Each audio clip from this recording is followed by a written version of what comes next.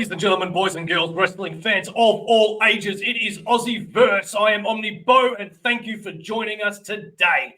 What is it? It is, whoa, let me tell you something, brother. First of all, it is the last show before I move house, hence the naked background. I am to apologize for that, but that's the way the cookie crumbles. Now, today, I have a guest that I have been dying to come on the show. I have had many guests on the show before. If you have watched AussieVerse, go check out the guest interview playlists. But today is something very, very different. And probably, in my opinion, and I'm not saying it just because he can hear me backstage, I'm being legit, probably the biggest name guest person that I have ever had on AussieVerse. And the reason why is because for those that do watch this channel, not only am I a big comic fan, but I am a massive wrestling fan. What do the names of Billy Kidman, Chris Sabin, AJ Styles, Brock Lesnar, Dudley Boyz, Booker T, Chavo Guerrero, Umaga, Cody Rhodes, Chris Jericho, John Moxley, and so much more have in common with what I'm talking about tonight?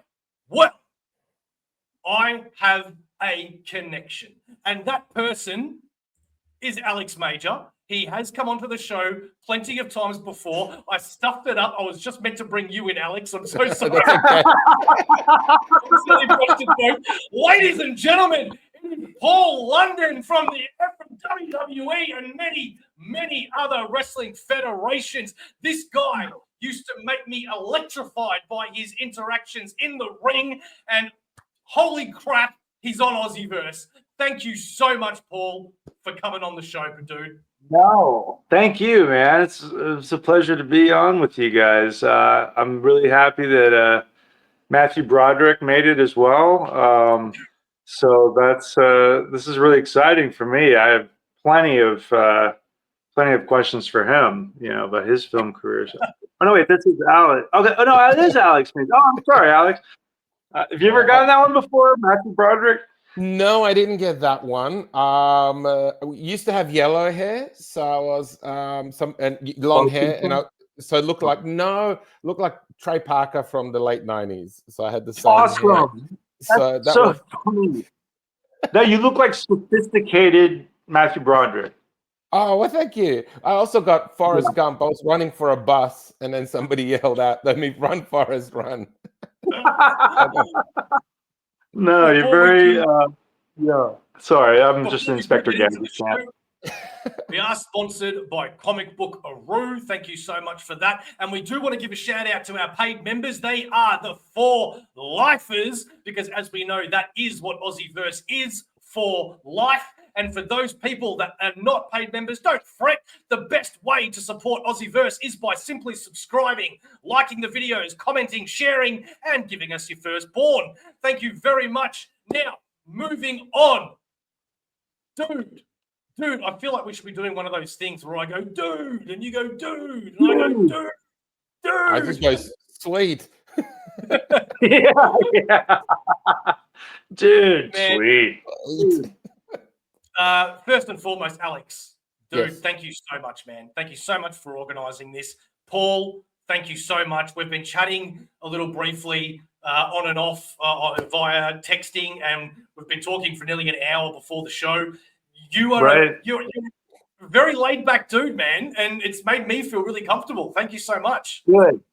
No, thank you guys. I really love the Australian culture. I don't know if that's even the right way to say it. I guess just the lifestyle.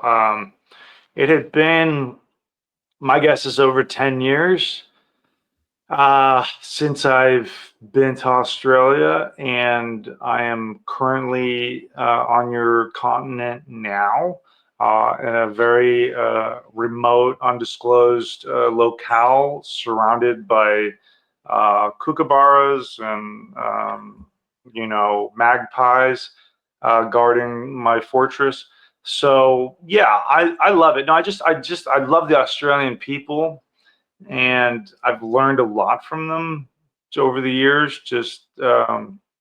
It's just a relaxed mindset, I guess. But I grew up in Austin, which is kind of, people always looked at it as kind of like the hippy dippy town of Texas. And I guess, you know, really the credit, I guess, would go to my folks, of just how to treat people, you know. And so I love meeting people. I love meeting good people. I love meeting people that, you know, you have things in common with. But what a treat when it's from somewhere completely not in your backyard. You know, I mean, I'm the only member from my family who's been to Australia, and I've been there. I mean, I'd have to use both hands to count. I don't know exactly what that number is, but not enough times. I haven't been to Australia enough, and I That certainly has to want be to fixed. come back to. Has I to be fixed. agree. I visited your brother at least 5 times now. So I know he he's owes me 5 yeah, days. he owes me a visit. Yeah. I need to drag his butt out here, so he would love it. I reckon Which he is would. the most comic book centric city? I mean, I think Melbourne would be the biggest. Is it Melbourne, then Sydney, then Brisbane For in terms of comics. size, Oh, or just size. size? Because I know that there's some massive comic shops in Melbourne, but I'm just not as familiar. But in terms of population, but then I would think the increase in population would allow for more comic book fans, right? Yeah. Well, we were talking about, Paul, we were talking before that you don't want any negativity here. You have to understand that I live in Sydney, Bo lives in Melbourne. You're not going to get, you know, try to have an argument here. Try to bring I don't want argument. No, like if Bo's in Melbourne, then like he takes the cake when it comes to coffee, right? Because everyone knows Melbourne's the coffee capital. But you know, hey, we might have some Swan fans. You know, I used to have a Sydney Swan hat that was gifted to me back in the day, the red and white. I don't know what's happened to it since, but no, both cities are lovely. Love both cities very much. I'm just more familiar with Melbourne personally. Mm-hmm. Well, Alex, if you and I do get into an argument, it is quite easy. I mean, all I have to do is just see you later, and it's just going to be me and Paul for the rest of the show. I mean, no, come on, people tune in for the lookalike. All right, so obviously we're here to talk about your wrestling career, but you also have a comic coming out that your brothers created, which I know that you're very excited about. We do have it all the way. Oh, there you go. Alex has got it. Before I share the screen, let's take you there. There we go. I got it signed. See, it's to me, and yeah, someone does a good journey. I think just under, and then there's a signature. So it's crazy because the artwork is so wonderful that you know you don't want to sign the inside of the flap because then it'll rub off or whatever. But then signing the beautiful cover, it's like I don't want to cover any of this stuff with my signature. But yeah, no, we're super excited about it. I think we have about 9 days left on the Kickstarter, which we've already exceeded. So we're already in the kind of works of the next several issues. But yeah, my brother's he's a comic king, man, as you guys know. Yeah. Let's take a look at it.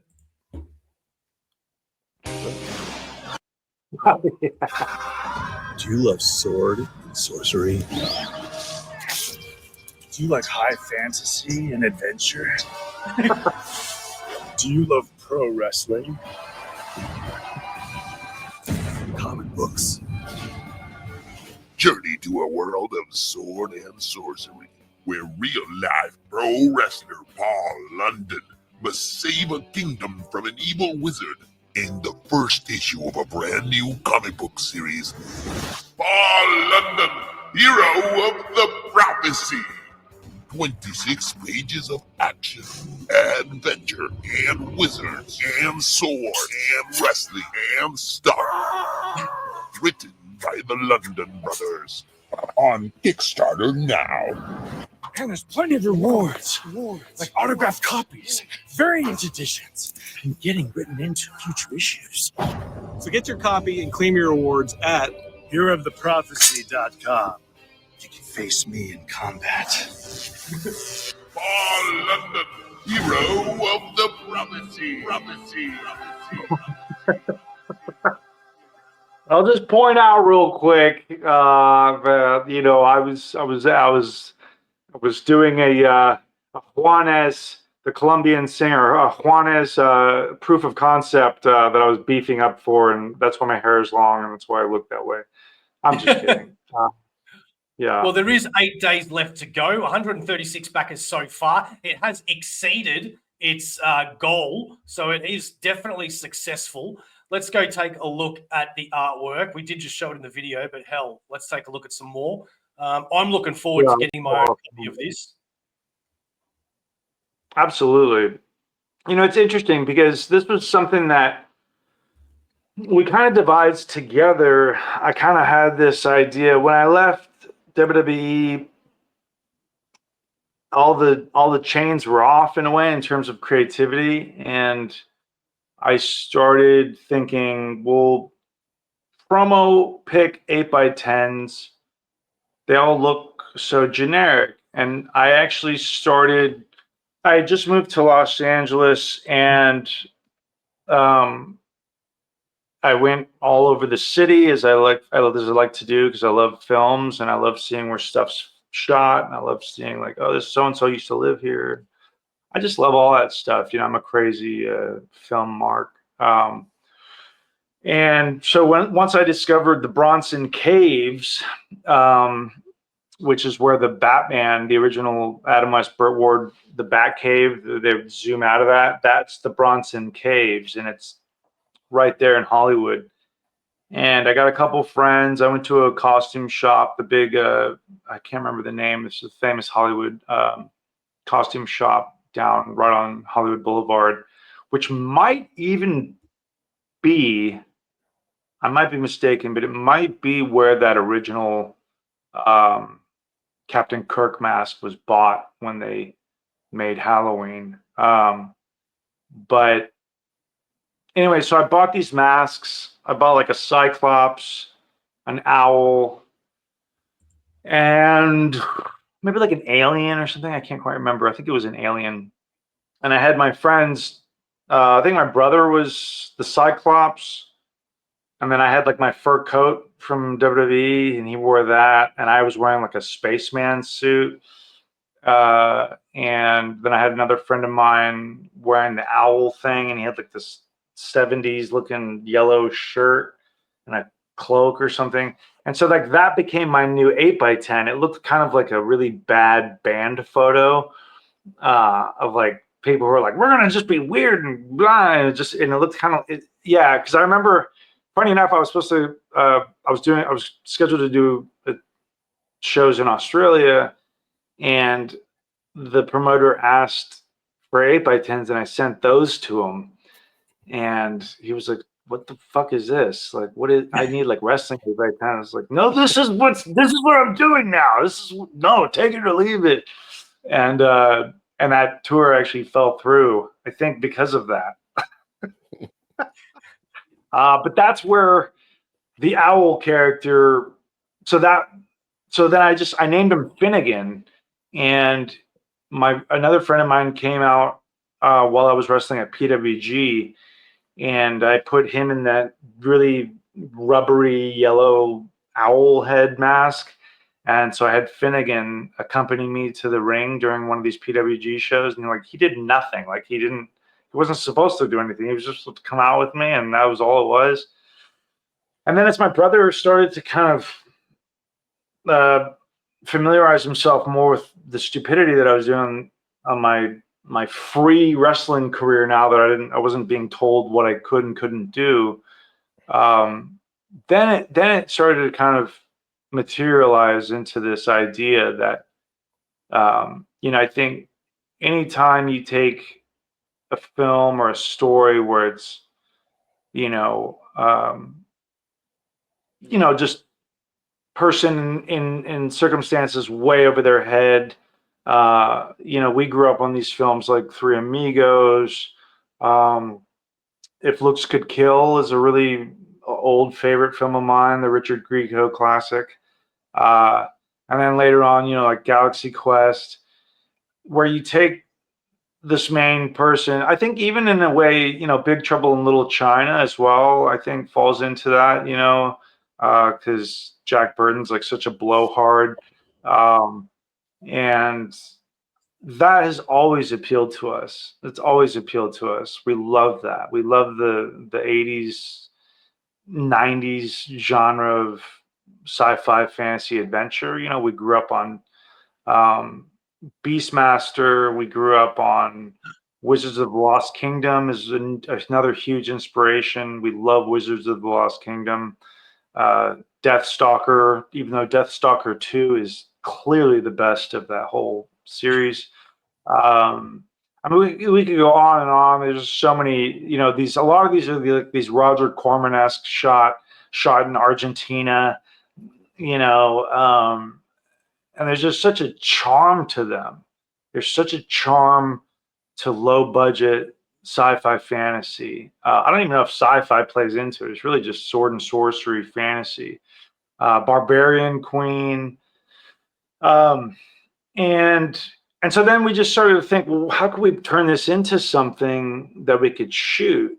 And so my brother and our friend George Callert, who's a part of Geekscape as well, we all kind of started to devise this concept of, well, let's try and put it in a POC and see if that garners any attention.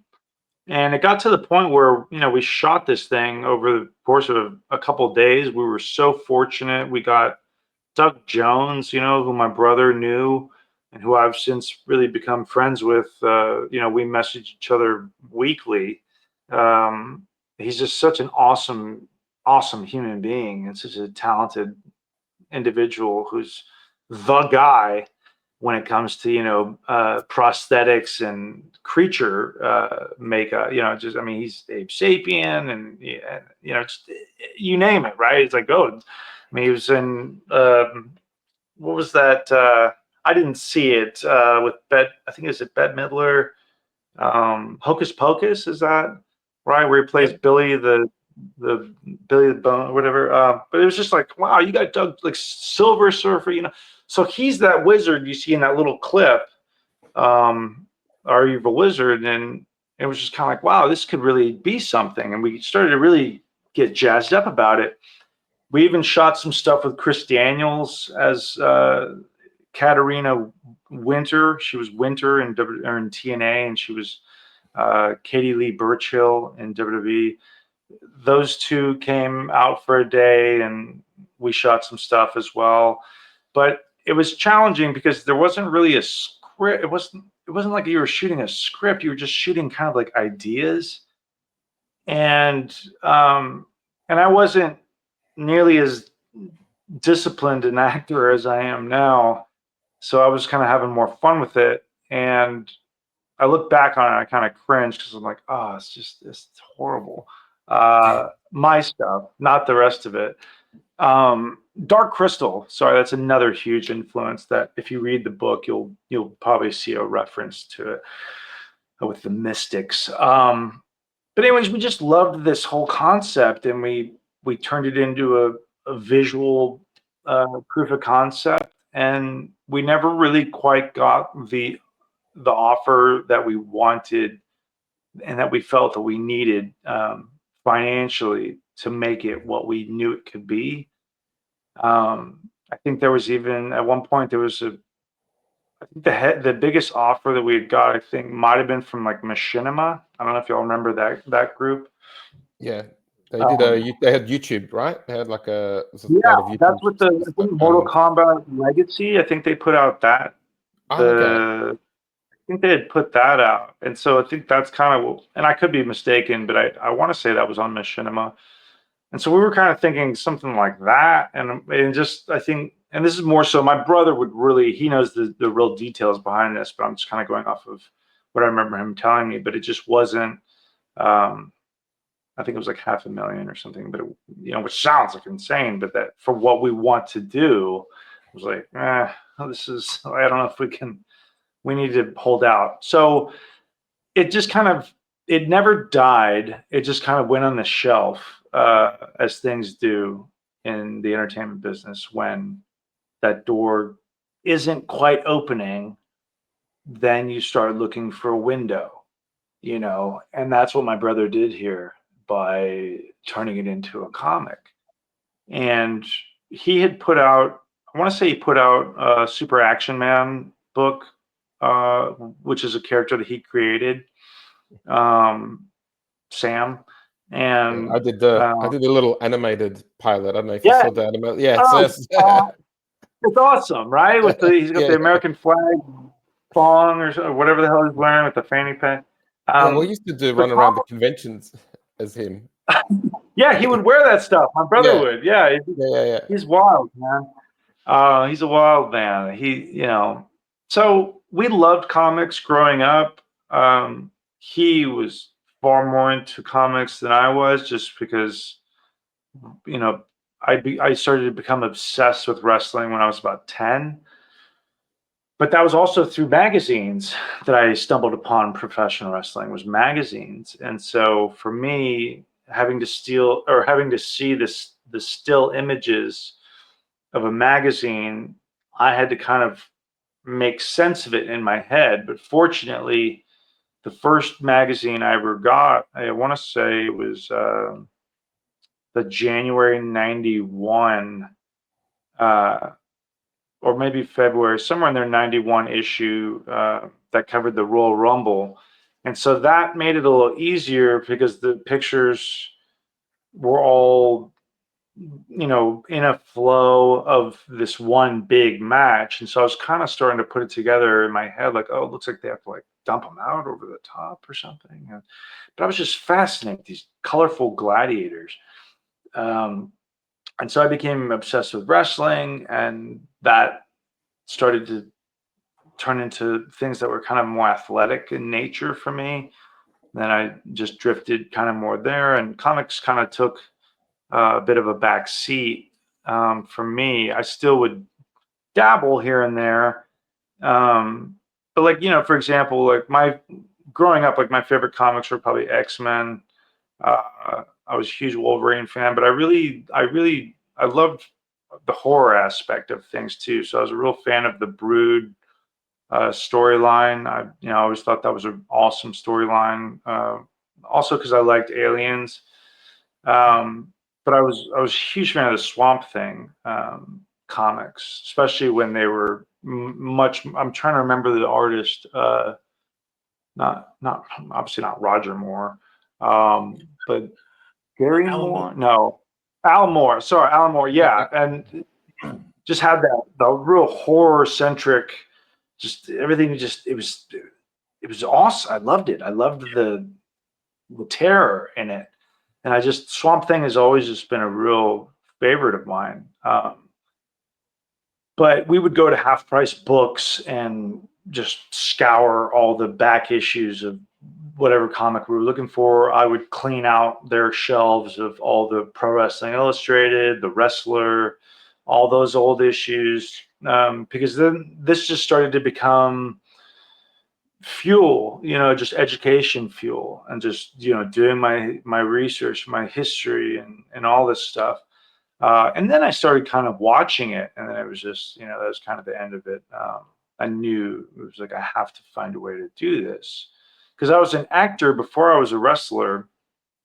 But I think as a kid, you can't always understand what you're seeing on screen or how that works unless someone really breaks it down for you. But even then, I would have been like, I don't know what that means. But with sport, something I could put my hands on. I grew up on a trampoline. I was out there all the time by myself with my Hulk Hogan wrestling doll buddy. Like my neighbors must have thought I had special needs or something, because I was on the trampoline every day, just like hitting myself in the head with the pillow and selling for it. And so I drifted more into sport I still loved acting. I still did it when I felt like it was exciting. But sport really kind of took over my youth. But my brother, his comic obsession just intensified. So with all that, just bringing it back up to where we are now, you know, he's at every single San Diego Comic Con, in addition to the LA Comic Cons or the Long Beach Comic Con or this Comic Con or that Comic Con or Comic Cons I've never even heard of. And his ability to network is inspiring. I think he and I get a lot of our thirst for interesting people contact and gravitating towards people and kind of taking a chance on getting to, oh my God, I admire this person. Well, I'm just going to go say hi to them, right? Not ever really putting anyone on any kind of pedestal where it would become too much, like, you know, oh, I'm going to faint if I ever, like, I don't understand that. There's only one person that I was ever really super nervous to meet. And I made a fool out of myself. And that was Mike Patton after one of his shows. And because I'm a huge Faith No More fan. I love Mike Patton. But I went up and asked him afterwards. This was like in Brooklyn. He did a show with Rozelle, and they had a little intermission. And I went up and asked him. And I was like, "When are you guys coming back to Texas? Or when are you coming to Texas?" I don't know. Stupidest question imaginable, right? Like, pull out your schedule right now. I know you got your calendar memorized. When are you coming to Texas? I don't know. I felt like such an idiot. But you know, why not? Why not go? You know, and I think that really helps, especially when you're in LA and you're in Hollywood, and it's so easy to get psyched out by all this stuff that's just really just a veneer, man. I mean, a lot of it really is just an illusion, just like social media, you know. But you know, we've always maintained that excited kid, because we're just really just big, like, kids. I mean, you know, I have a whole laundry list of exes that could attest to that. But what is life if you're not loving it, and you're not having fun, and you're not gravitating towards something that excites you? Because as we all know, there's just way too many people out there, and we've been extremely lucky, mind you. Like, we came from a very loving household. Our parents split when I was 8. And you would think that would fracture a family, but it just kind of divided us a bit. But the love was always there. You know, we never were not given love by both sides, my dad and my mom. And I think that really, I mean, what else could you ask for, you know, from parents? Because I've had friends who would come over and they would witness that, or they would hear my dad say he loves me or something, I love him back, and it would, like, they would just go quiet the rest of the day, and I'd be like, hey, you know, what's going on? I was like, oh, my parents never told me that, you know, it's just kind of weird. I'm like, man, that's sad. That's really sad. But I know that happens a lot. So we've just been really fortunate. You know, my mother, she's an artist, and my brother tends to get most of the talent. I don't have a very good hand at drawing. I can hardly even color within the lines, but I love to write. I love writing. My brother's a big writer. My father's an author now. He's a retired attorney who specialized in aviation law. So he wasn't like an ambulance chaser or anything like that. He was, sadly, is more of a, you know, follow the wreckage and see what's left of it and see what caused it. And then he would go after the manufacturer of the faulty parts. So many of our friends and our family friends growing up were people who my dad had, I don't want to say saved their life, but he got them justice, you know? And so I remember one of our family friends, he was this guy, Marty Martinez, he was in San Antonio, and he got paralyzed from a helicopter crash. And so he was just our family friend who was always in a wheelchair, right? But it didn't phase us because we didn't look at him as the wheelchair guy, you know, or the guy, you know, a friend in the wheelchair. We just knew him as Marty, and we became friends with his kids, and we would go to San Antonio and go to Spurs games because he was a huge Spurs fan. And then, you know, and then my dad had another friend who was this big black cop, you know what I mean? And he would come over and go swimming with us, and he was just like a real, almost like a second father in a way. And just my dad just had great connections, just great friends. And I think that was something that was just always kind of ingrained in us, that you treat people equal, and friendships are just, they're invaluable. You know, it's never a matter of how many friends you have. It's just the quality of the friends you have, and it's the kind of people you place around you. So we were extremely fortunate to be raised by just amazing folks. You know, we had amazing parents. We still do. They're both still alive. Sorry, Paul, and family. Sorry. Yeah, I just had a question well, with you, because family, because you're talking about family. Like, I do recommend for people to look up all the Geekscape episodes where you and your brother are on together, because it's very wholesome. And I know your brother always talks about how he's your biggest fan, and he always says it. He says it in off camera and on camera. But was there any? Did you guys have any arguments during the comic making? Were there a couple of times you were a bit of tension? It's funny, kind of, not really, but you know, my brothers, we're both hard-headed in a way, but when you're working in like anything artistic, it always services you to approach things with a collaborative mind, and to never think, you know, oh, it's, you know, it's gonna be this way, it has to be this way, or I don't want any part of it. Like, we stay away from people like that.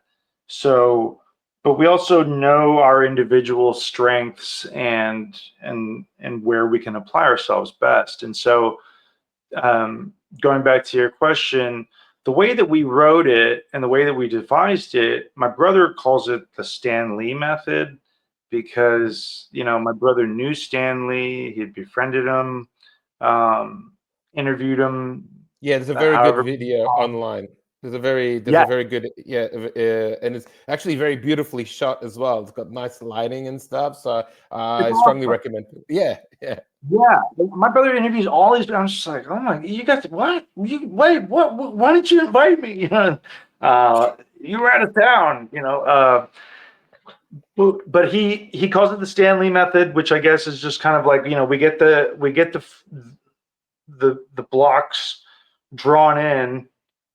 And then my brother would go over and he would write the story, and then I would go. Then he would send it to me, and I would review most all of it. I mean, I would review all of it, but especially the stuff that pertains to me and to wrestling.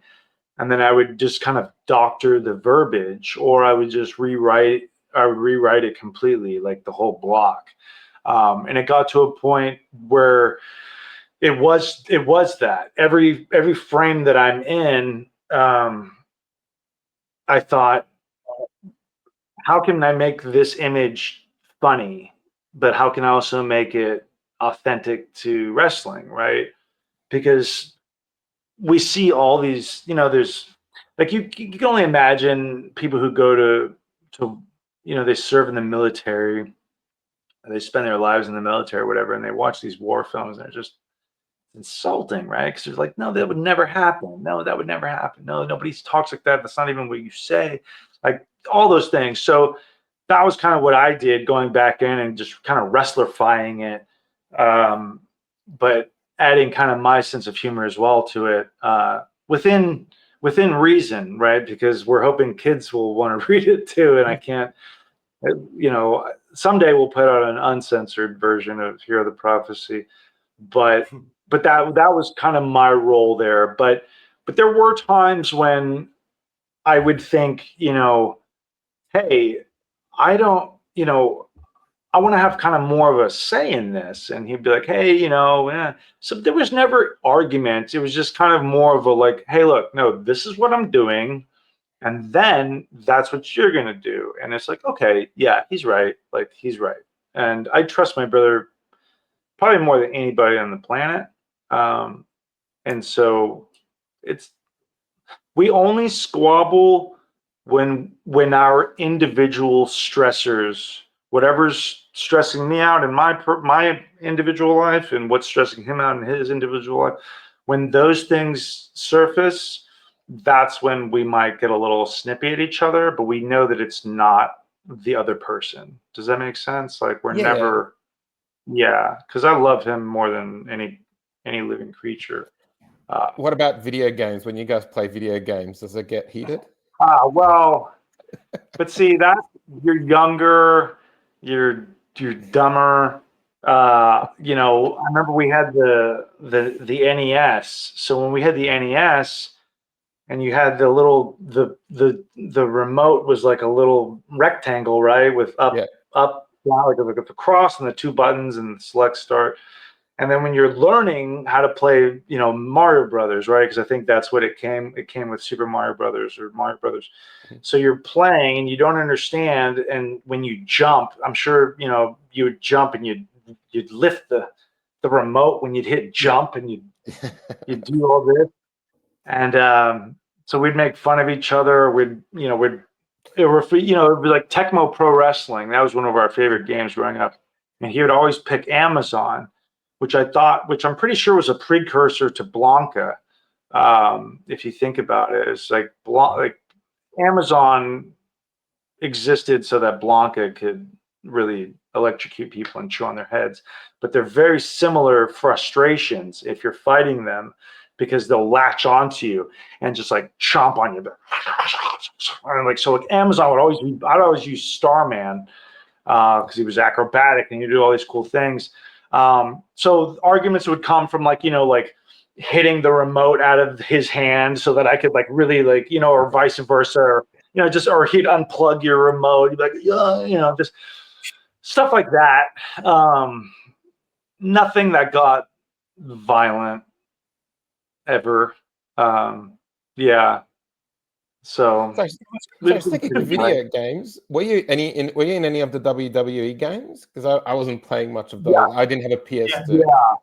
So when you play that, do you play yourself or does your brother play you? I've honestly only played myself, and I've only played that game twice. I believe we were out in like a Raw vs. SmackDown 2006, and I believe there's another game. And I'm in at least 2 games, if not 3. I think now there's like, mind you, my brother's the smart one, and I'm, you know, it's like brains in the beast. I don't know if either of us are beautiful, but I'm the beast, and I'm very much a Neanderthal. I'm using a potato right now that I plugged a cord into that somehow works as a camera. But you know, well, for example, I have a laptop that I got at a fire sale in 2023, and I've yet to set it up. It's still actually in the box. Because it's intimidating, man. I don't like technology. It makes me feel dumber than I already do. That's definitely my brother's forte. So he's always been the more advanced brain. You know, he went to Ivy League school. He went to graduate school. I take more pride in having street smarts, which that's questionable.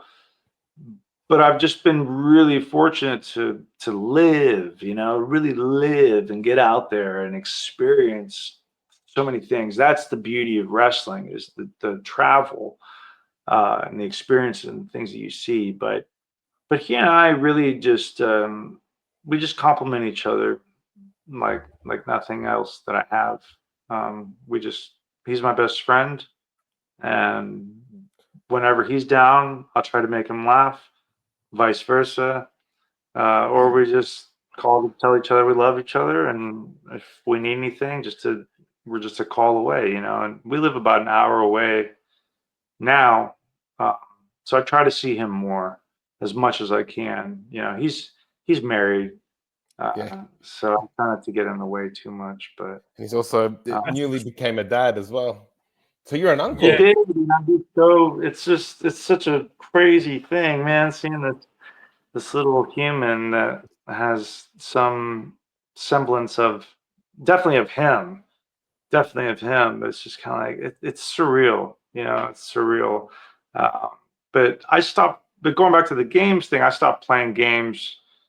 It's not that I stopped playing games. It's just okay. So like they had this WWE or WWE Superstars challenge thing, like a WrestleMania every week, where like they would get superstars to play the game as themselves. And I did that. That was the first time I ever played a wrestling game when I was working there. I played Wrestling Challenge, the arcade, which was kind of the classic one. Obviously, Tecmo Pro Wrestling. The Sega Genesis one was pretty good.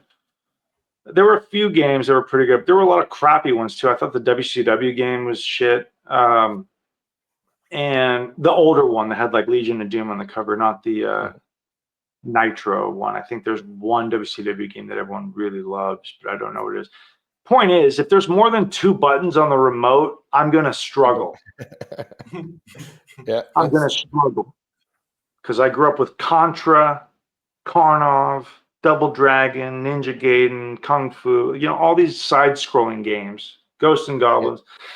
So when you start having to do combinations of things, it was like I kind of peaked at Street Fighter 2, Yeah, I get that. Yeah, I went to Street Fighter 3. That's why I peaked. Really? Was that Turbo? On the Dreamcast. No, on Dreamcast. I had the Street Fighter. Yeah, I gamed like. See, you're already more advanced than I am. So when people ask me if I play video games, I say if it doesn't take quarters, I'm not really interested.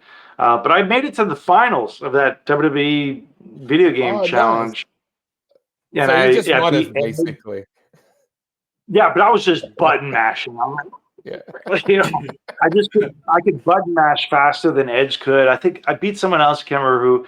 I beat Kennedy. That's easy. And then I lost to Sheldon, who I think Sheldon might have been undefeated forever. He was like the video game master, Sheldon Benjamin. But I lost to him. So I only played myself that one time. And then I played myself one other time when we went and visited my relatives in Colorado. And they had the game. But it's nothing that I would ever seek out to play, or I don't know. Video games.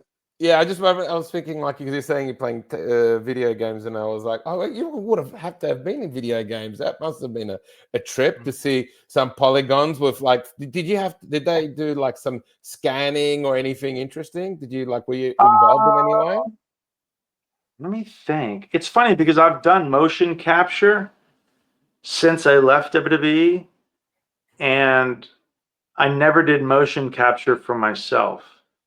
I've done motion capture for China, right? Doing back handsprings and shooting the rocket gun thing. Did you work in China? Did you? No, I mean like the wrestler China. Oh, the wrestler China. Oh, jeez. I did motion capture as her for WWE champions, I think, within the last 5-6 years. And a handful of other people on the roster, but never for myself. The only thing I ever got scanned, if I can remember correctly, the only thing that I ever remember getting scanned for again and again was with the action figures, which to me was far more exciting to have an action figure than a video game. You know, Oh, really? because I Tell grew us more about that. Because like I make toy. I used to make like little plush toys you see in the background. So I yeah, love I mean, toys. like what you're like a customizer, yeah? Well, I was just designing plushies. So I mean I'm an animator normally by trade, so that's my normal job. But I worked for 2 years in Hong Kong doing toys. But No I'm looking into way. doing like little plushies. So they're very Yeah, different. well, But awesome though. It's funny. Somewhere I have a really good friend. He's what is it, like DGDX? He's a student or he's a young kid out of New York, but he does amazing stop motion animation. And we befriended each other a long time ago.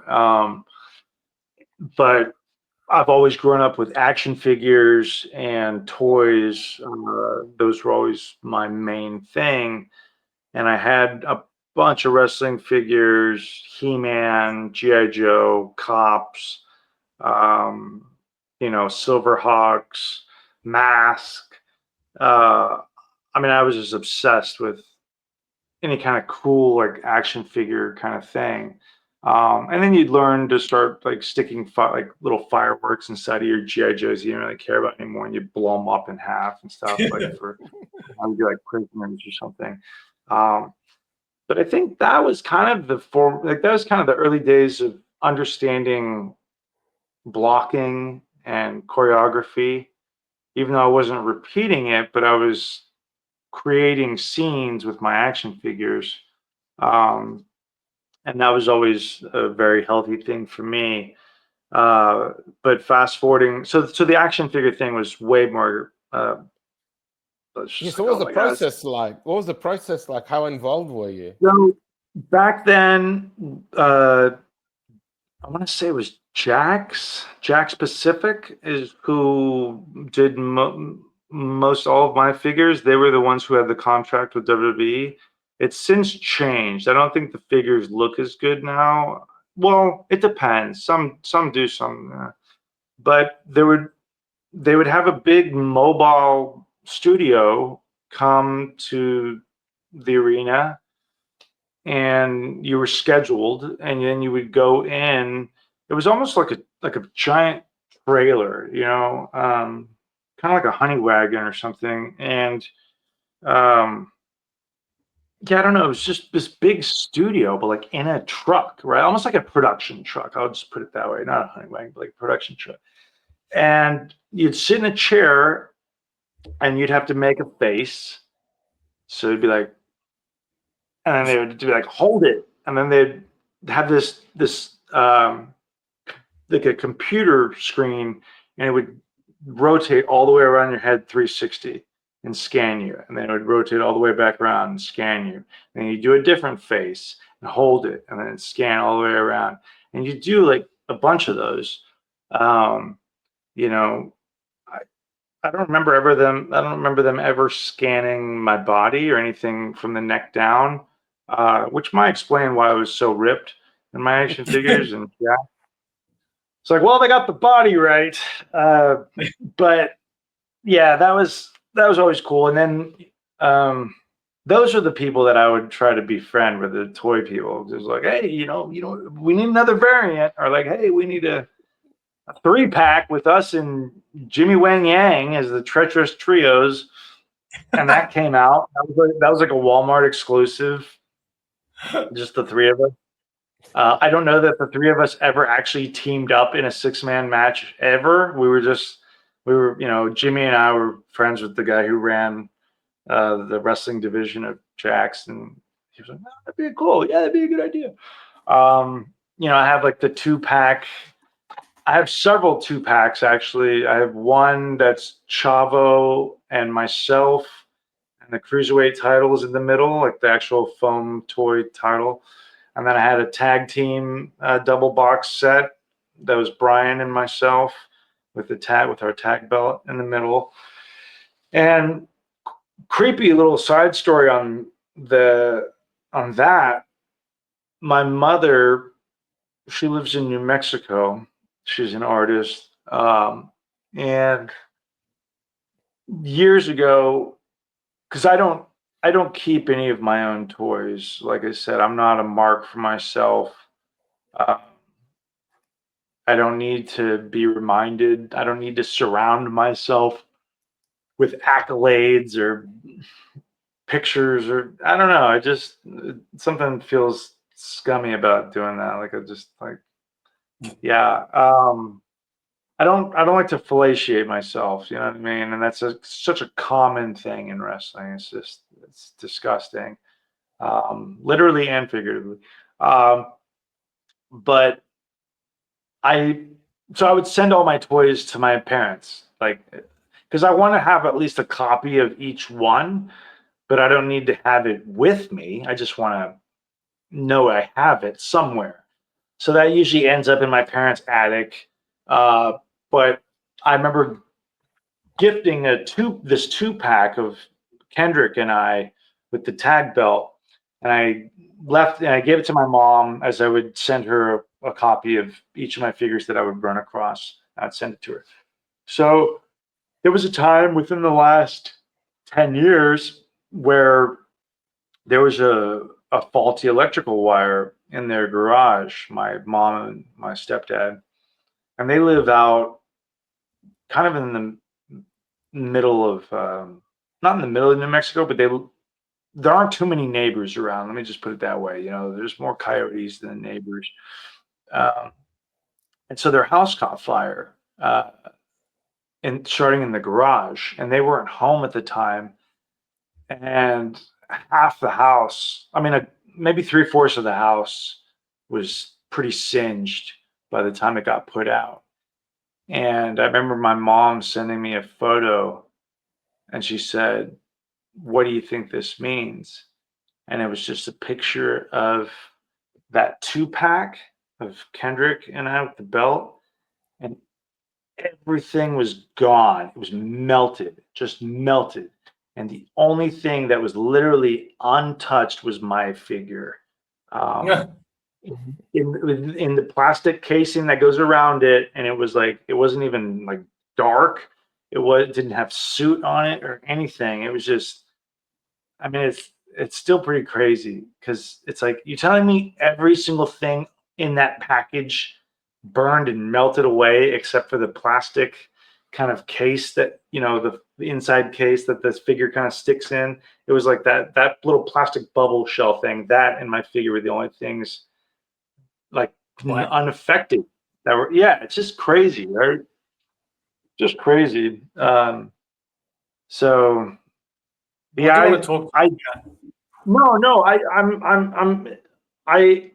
I'll say this. I'll with this particular topic, I do have a contract for a new set of figures coming out. Oh, sweet. I won't say who it's with. It's obviously not through WWE. But I also am signed on to be in a new independent game. That is not the Wrestler's Code, which seems to be what every freaking wrestler and their parents is like, I'm in that new video game. Like, okay, you and like 50,000 other people, like, good luck. No, this one's a much smaller, refined roster of people you've actually heard of. And that, you know, hopefully we'll be having another conversation within a year or two and talking about some of those things. But there is stuff out there that nobody knows about, because I'm really somewhat good at kayfabe. So Okay, well, that's good to know, man. I do want to talk to you about your wrestling career, if you don't mind me getting into that. No, please. Look, the first thing I want to ask you, and this is just a question that I've always wanted to ask you, because I remember that day watching that fateful limo blowing episode. Right? Yeah. I will never forget it, man. And I swear, I'm not just blowing smoke up your ass, as they say here, but I will never ever forget Alex, are you aware of what I'm about to talk about? Yeah, I think Rob talked to me about it on another podcast before. Yeah. So they had this storyline where I can't remember what resulted in the Vince McMahon slow walk, but something basically happened in the storyline, and Vince McMahon has gone like I quit WWE or something like that, right? And he was meant to take this slow walk, and on the side of him was all the locker room, all the wrestlers, right? And then he goes into his limousine, it blows up, and it was meant to be the death of Vince McMahon, right? Now, according to the sources that I've seen, which again, I don't know what's real and what's not. I only know what's out there for the public knowledge, right? But the locker room was told to look sad or somber or at least look down and not excited or happy or anything like that. When Vince walks past, you're all meant to be like this, right? And the one guy that isn't, the one guy that doesn't look down or sad is Mr. Paul London. I remember Vince walking, and I'm seeing all these wrestlers, and they're all pretty much doing the exact same thing. And Vince walks past Paul, and Paul's like this. He's smiling, right? Yeah. And me and my brother, we've looked at that because my brother was always such a massive wrestling fan too. We've looked at that. We're watching it live, right? And we're like, why is Paul the only one smiling? What's going on with that? And lo and behold, as most people know now, that resulted in a negative outcome for yourself. Would you please tell us about that, Paul? I'd be happy to. I love sharing the deets behind this this fateful day. This was in Hershey, Pennsylvania. Unbeknownst to the entire roster, they shot this limo explosion in the parking lot the night before. No clue, right? Not a mention of it. So I was already in hot water that morning when I got to the building over something else. And so I already had the magnifying glass on me, which is what, I'd kind of call it when it's like, how can you say this is a random drug test when I'm getting drug tested every week and, roided up this guy and that guy can't even spell drug test. It's been so long. Weird things like they'd have these little witch hunts, right? So anyways, I was already in trouble that morning over something else that they knew I didn't do, but they still got me in trouble for it.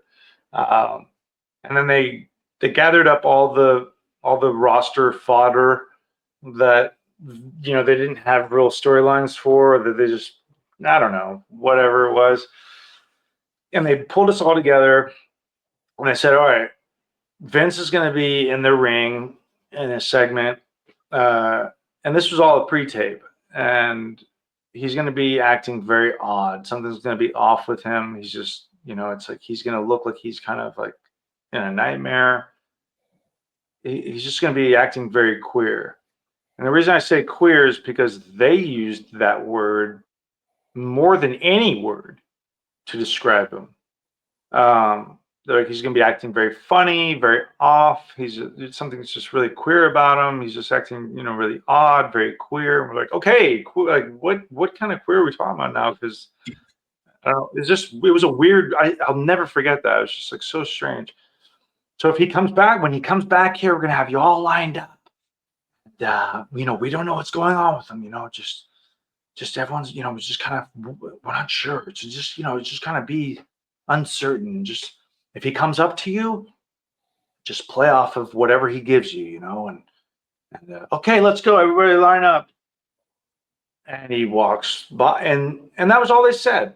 They didn't say this is gonna lead to this is what's happening after. They said none of that. So I had nothing else to go off of other than he's just gonna be acting odd, bizarre, queer, and odd.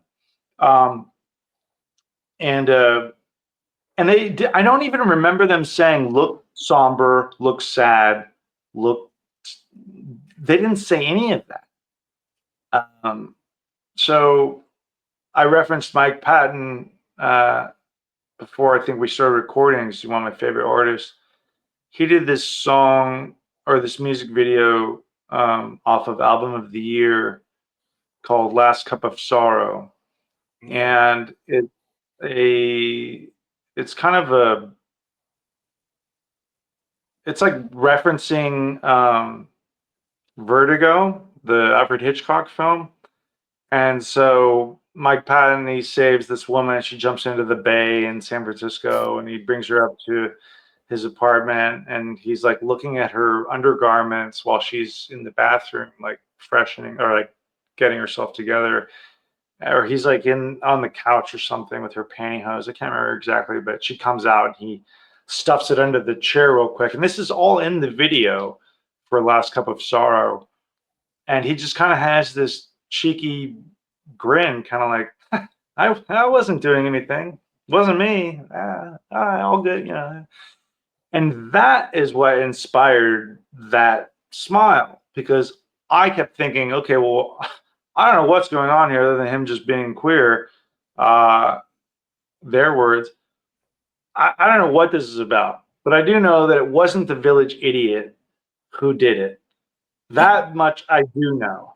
So that was my village idiot face, because it was like, well, you're not gonna attack the moron, right? It's like what was that movie, The Village? That terrible. Well, I didn't mind it, but it was like the Adrian Brody role of the village, right? And we did that, and he leaned into my face, and we did that 9 times. 9 times, okay?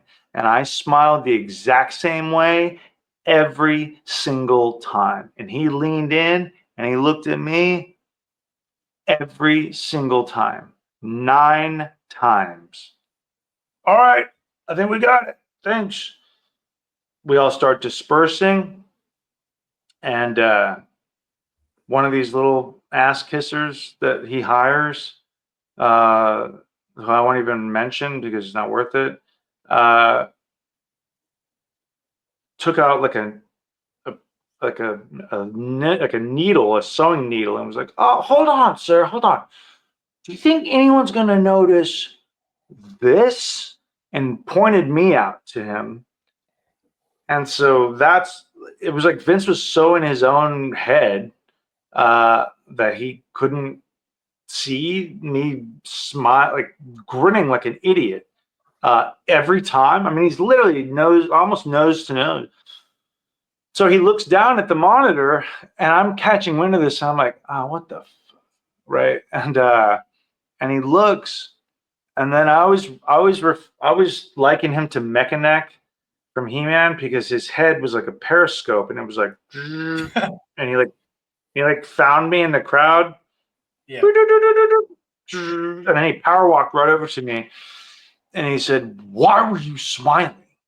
Why were you smiling?" And I just explained to him, not in such long form, but I was like, "Well, because I don't know what's going on." And I'm like, "Well, whatever's up, pissing you off, like it wasn't me, it wasn't the idiot." And that's why it's like, you're not going to kill the moron. And he looked so disgusted. And he was like, I don't get that. I don't get that. And he stormed off. Mind you, everyone was still there. All he had to do was say, "Wait, we're doing one more. Smile on this one, you're fired." That's all he had to say. But he was so hurt. He was so hurt. I don't know if y'all have ever met any billionaires, but they're the most fragile, weak-minded pansies out there. Not all of them, but a lot of them. Every billionaire I've ever met was just weak. Okay, weak rice paper. And he stormed off, pissed.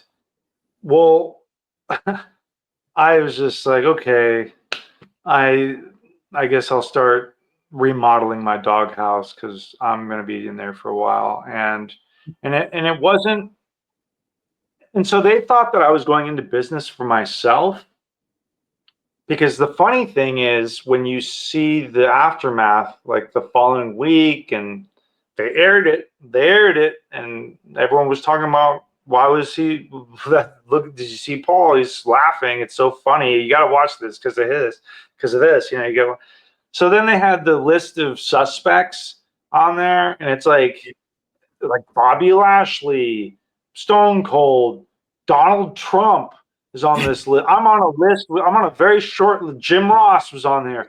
I'm on a very short list that includes Bobby Lashley, Jim Ross, like Stone Cold, Donald Trump, the current president, and then at the bottom of the list, it's like Paul London, like suspects, right? And so they thought that I smile forced my way into the storyline, which I had no idea what the storyline even was. So I was persona non grata, and it wasn't, unfortunately, it wasn't until the Benoit tragedy that's what nixed that angle.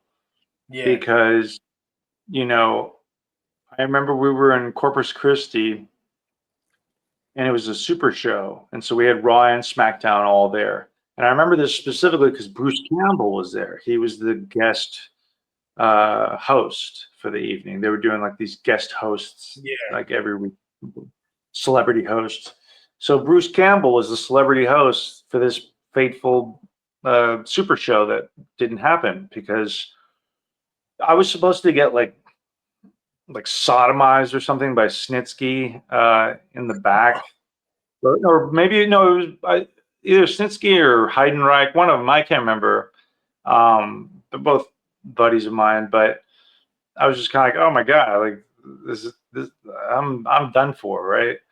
But then they called us all over to the bleacher or to the stands and broke the news to us about Chris, and so they canceled the show, and that's what became that obviously took precedent over everything in the company at the time, because they were then having to backpedal and cover their tracks and redo their entire PR approach. I mean, that whole time was, I wouldn't say it was a nightmare, but it was very telling, very telling. And I'll say this, usually when you have, because we were on the house shows in Texas, and Chris was the ECW champion at the time, the WWE ECW. And they had a pay-per-view that Sunday. So we're doing house shows in Texas Friday. Where's Chris? I don't know. He hasn't shown up. That's not like Chris at all, like ever, right? Saturday, where's Chris? Nobody's seen him. Oh, Scott Armstrong talked to him. I guess his kid's sick and he can't make it, but he's going to make it to the pay-per-view. Really? Okay. You start hearing these weird grumbles. And then Sunday, it was like nothing. And the ECW pay-per-view happened and he didn't show up. I think it was supposed to be him and CM Pink.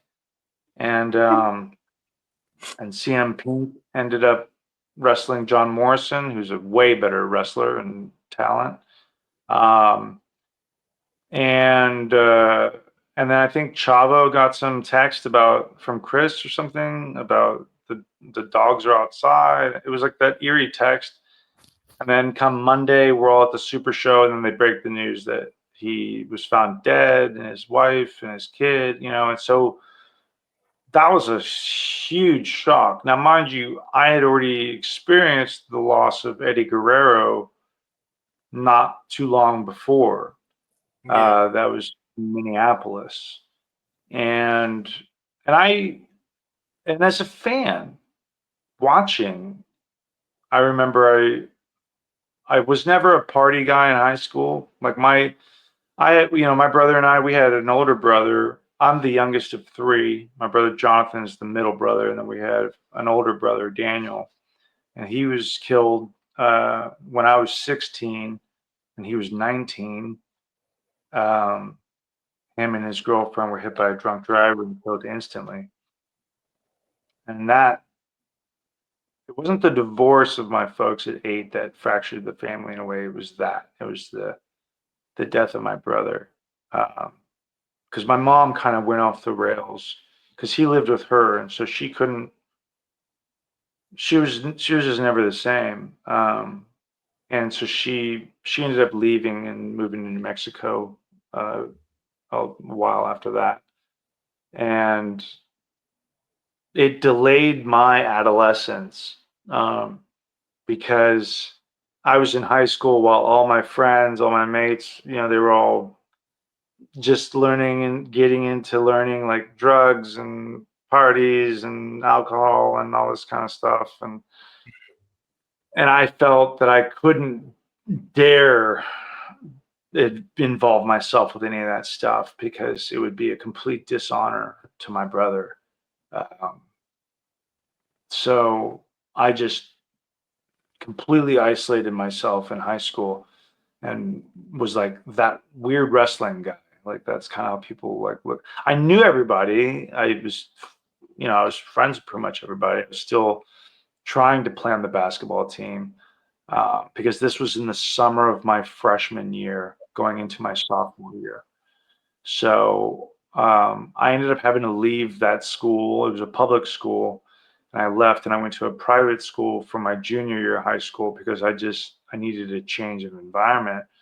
But that was actually a worse situation because private school is worse for kids, getting into drugs and parties and all that stuff because just a bunch of these spoiled brats.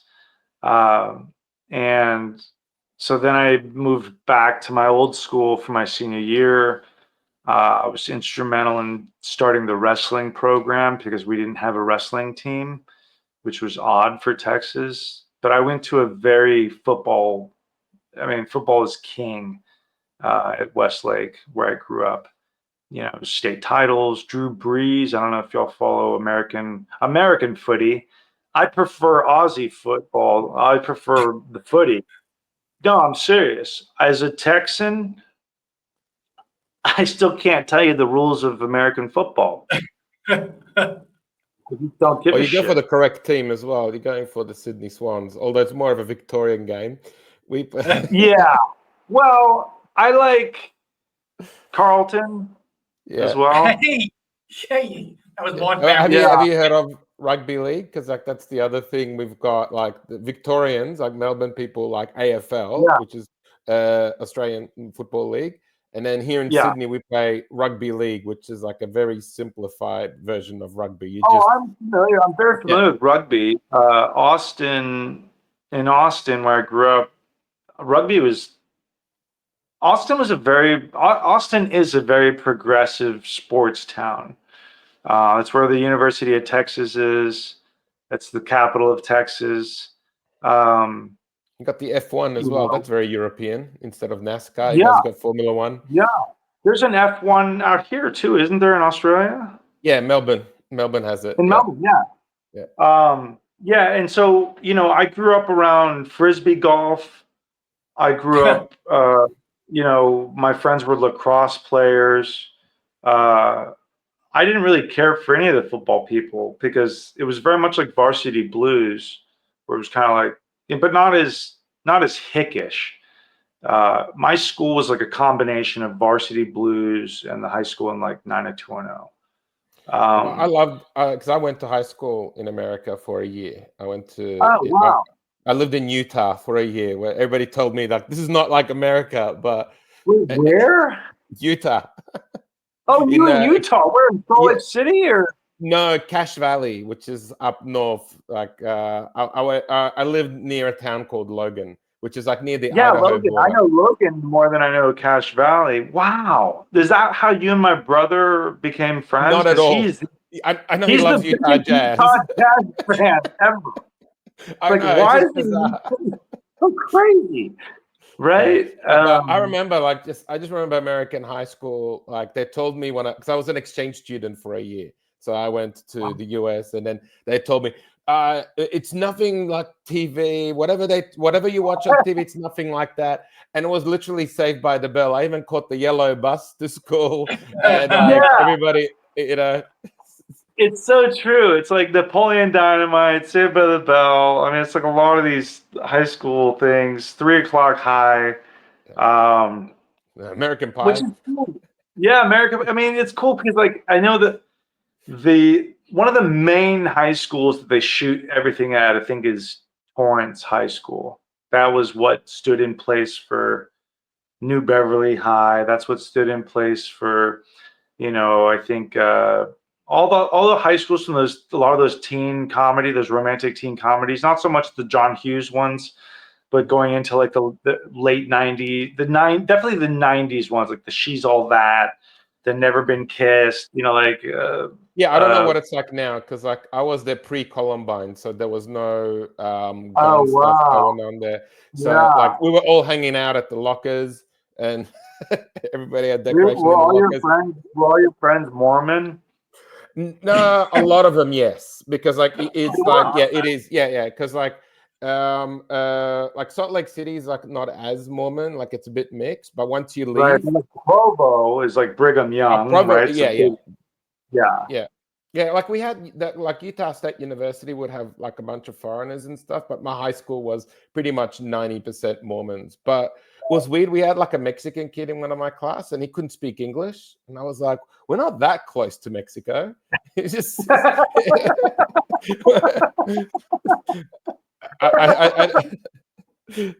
don't know. It was a bit weird, but yeah, like it was very white. Like there was only like one other black girl there, and there was like 4 of us exchange students. But all the varsity sports, because when you said the varsity sports stuff, and I remember it was actually it was just weird because like it's kind of a culture shock and not a culture shock at the same time, because you go there and it's like exactly like TV.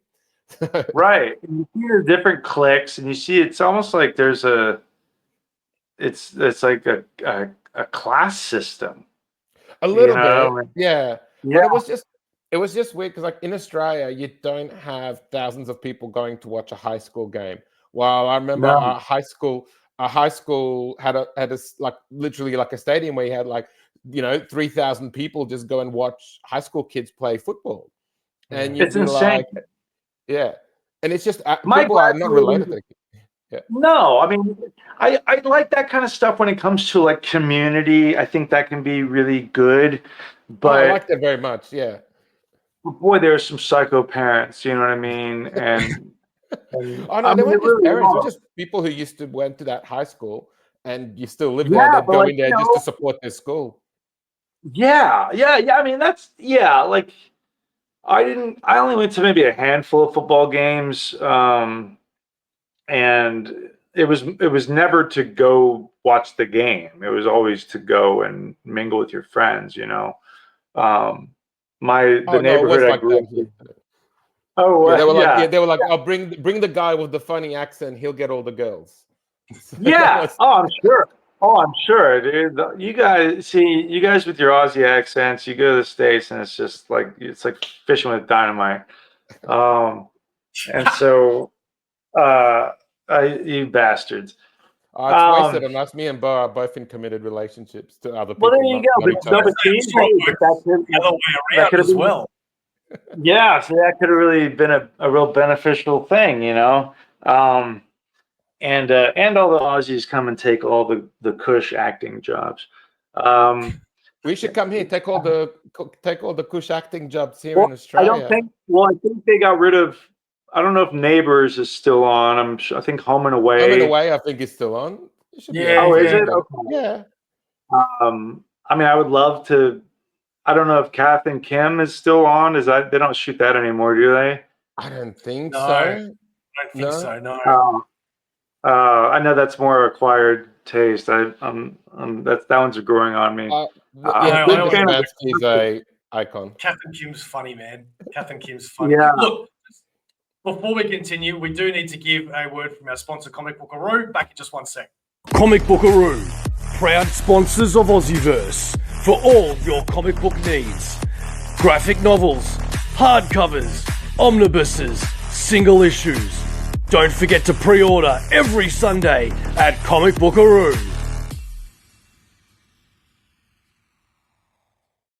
Comicbookero, Let's just Australia's keep number one going. online store. Hey? Let's just keep going. Like, honestly, let's go the full 2. Oh yeah, that'd be fantastic. Alex, do you have to go though at 6:30? I have to go in about 15 minutes, but I'll leave and Okay. you two can continue. So. Okay. Whatever you want to do, guys. I'm sorry, I talk a lot. Yeah, no, I'm enjoying this. This is great. So, and I Don't know I apologise can to see. me, mate. Yeah. I haven't even gone to page 1 of the Wikipedia page, so just don't worry about that. We'll just throw that away. Look, I do want to ask. So one of my favourite wrestlers back in the day, which I remember you having a good relationship with, but it wasn't until I checked the Wikipedia page that I saw just how much of your history is shared with him, which I didn't realise. So I do want to ask you, the Brian Kendrick. You have had a long history with Brian Kendrick, so I just want to know from my own personal knowledge. Was that more of a friendship of convenience, or were you guys actually friends, or was it just a business relationship? Or tell me about it. When I started my first attempt at really trying to learn pro wrestling. I caught a TV ad from the local wrestling group, which was bad. Cable access, that's all great, but it was just the wrestling itself was just like really funny, like bad wrestling. I mean, they thought it was great, but it was just like, oh, this is so stupid. But they'd have this phone number, and it was like, call to train with us. And I called it like 1,000 times, it felt like. And the guy was like, he called me back. He's like, oh, you must really want this, I was like, yeah. So at 16, I went and I worked on this little gym. They didn't even have a ring. And I came up through martial arts. I love martial arts. It's one of my absolute favorite genres of film. I feel like the martial arts are one of the healthiest outlets you can have as a kid, because it really helps you learn discipline and self-respect and self-defense, and in a lot of ways self-control. And it's a great confidence builder, martial arts. And so that was more my background as I went into wrestling. So with that said, I knew how to do a lot of these falls already at 16. So I was already picking it up really naturally, but there was no ring. And then I went and I tried to train again at 16 with Exotic Adrian Street, and he ripped me off. He took it was $1,500. He took my money, he took like 3 other guys' money. We all lived in this shitty little duplex. I mean, I remember like it was yesterday because it was just hyped up. I had ordered a book out of the back of one of those wrestling magazines on like an expose. It was like how to get into pro wrestling. And I ordered it. I still have it. There was a list of schools at the back of that. I wrote a letter to all of them. I only got like a handful of replies. Adrian Streets was the most affordable. So I went out to Florida. I spent $1,500. He hyped up his school. It was a complete shithole. Roach infested duplex. Everything was state of the art in the description. So that was one of my first lessons in red flags, but I didn't know it at the time. But it was like anytime anything's like state of the art gym, state of the art swimming pool, state of the art toilets. And I was like, what the fuck is this? And it was a disaster.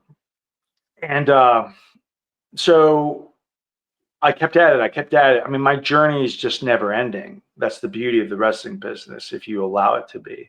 But needless to say, I ended up back in Texas, and I learned from the Polish power himself, Ivan Putski, huge Hall of Famer. He was a big muscle guy. I caught wind of Shawn Michaels' school because it had then opened up soon after, but it was like $3,900. I mean, it was nearly $4,000, and I think you had to send in money just to get the application sent to you. Yeah, I just couldn't afford it. But I would look at their website thinking like, oh, if only I could train there. Oh my God. So I caught wind of these other guys that were training there. I was like, what the fuck is this Spanky? That like his finishing move is the crusty socks. Like what is a masturbation reference? What is this? What is this crap? What are these jack offs? And then I was just jealous, you know. And then Lance Cade, Brian Danielson, Kendrick, and another wrestler named Shooter Schultz. They had a tag match at a Raw in Austin, and they got signed right as they came back to the curtain. Basically, they got signed to developmental and sent to Memphis. So the reason I mentioned that is because fast forward to 2000, somewhere in 2000, almost 2001. I officially started wrestling independently in 2000 when I was 20. I wrestled a show against, his name's Lance Archer now, but he was Lance Hoyt for most of his career. And he was a Texas guy. And we had a match outside of I think the state penitentiary. It was out of a huge prison. And they set this ring up under a canopy, literally outside the fence of the prison. If you watch the video, the background is the prison. It's just like a fenced, barbed wire, razor wired. Like, what the hell kind of background is this for a wrestling show, right? Who decided to book this here? Anyways, I'm wrestling Lance Hoyt. He gives me a razor's edge that he launches me, and I landed backwards diagonally on my spine, and I burst a bursa sac or something. I think it was all this seminal fluid started leaking in my back, and my back developed a huge ball, basically half the size of a soccer ball or of a football, filled with fluid. Well, the following week, now mind you, Lance Cade was the only one not released. The other three guys got released from Memphis and went their separate ways or whatever.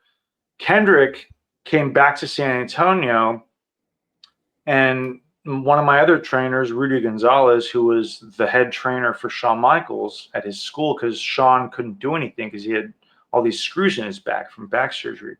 So he had a few trainers there, and Rudy was kind of the main one. So Brian came back to work for Rudy, and Rudy booked me against Brian. Well, I couldn't do the match because I couldn't even lay on my back. You know, I was really messed up. So I sent a friend of mine in place, and Brian just beat him up. Beat him, right? My friend was in not the best shape. He wasn't very talented. He was whatever. Brian just beat him up. Fast forward to 2001. This is around the time when 9/11 happened in the States. I moved to California as part of my journey to go to UPW, Ultimate Pro Wrestling. That's where John Cena was discovered. That's where he came out of. They were a developmental territory at one point. So I called them, hey, you guys still a developmental territory? Yep, come on out. I went out there. They had lost their developmental territory like a year prior, but they just told me they still had it to get me in the door, and it worked, I guess. Well, that's where I met Kendrick. And we were the only two who stayed after. We were there early every practice. We stayed after every practice. We were just obsessed.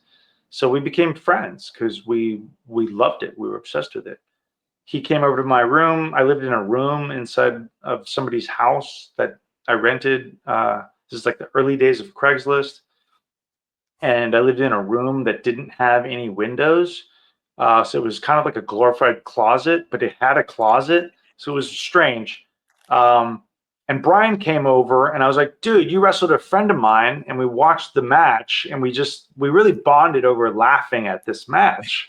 And so we were really tight, because we both had the same drive. We both had the same hunger, and we both were willing to make the same kind of sacrifices. You know what I mean? I'm not above living in my car or sleeping in my car. I've done it after WWE. You know what I mean? So we became tight and really good friends. And then I ended up hurting my neck, and I had to move back to Texas. Well, we reconnected at Ring of Honor, and we just were always friends. And when I eventually got signed in 2003, I was in developmental for roughly like 2 months. That was it. I was in OVW for maybe 2 months, no more than 3 months tops, no more than that. And part of that was because Brian was vouching for me because he knew I didn't really need to be in developmental.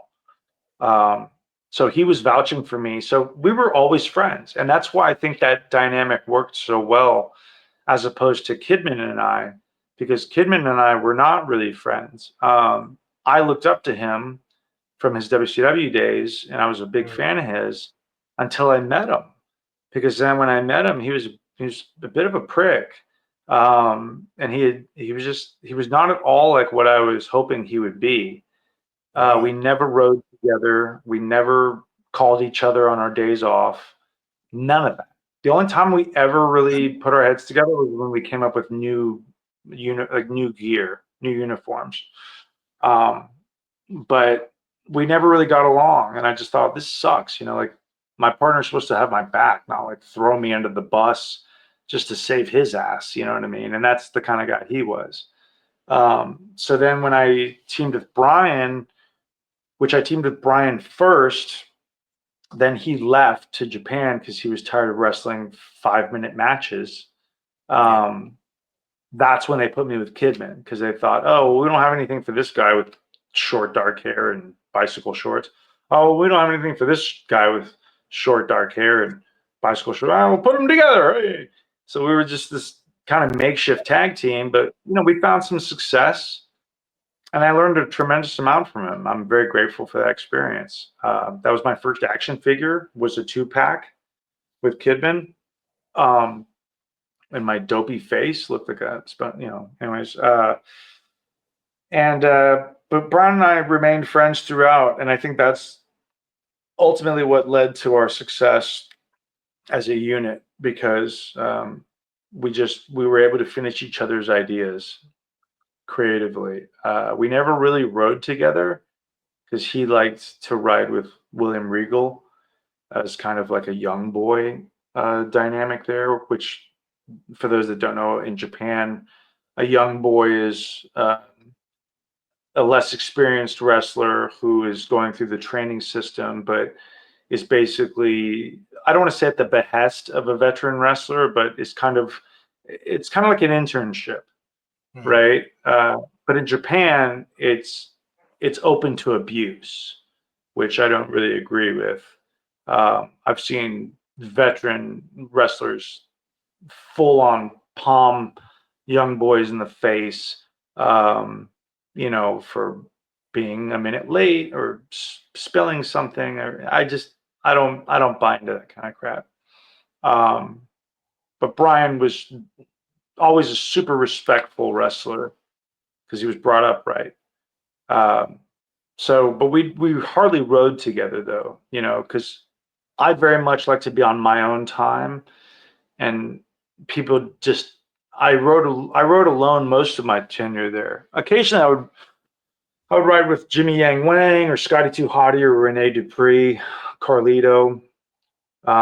These were all friends of mine that I would ride with, but after a while, I started just riding by myself, because after every show, I like to go out and sign for everyone who needed or wanted an autograph. Right? It was like, I remembered that Ken Shamrock blowing me off in the parking lot when I was 17, and I was like, I'm never going to be that way to anybody.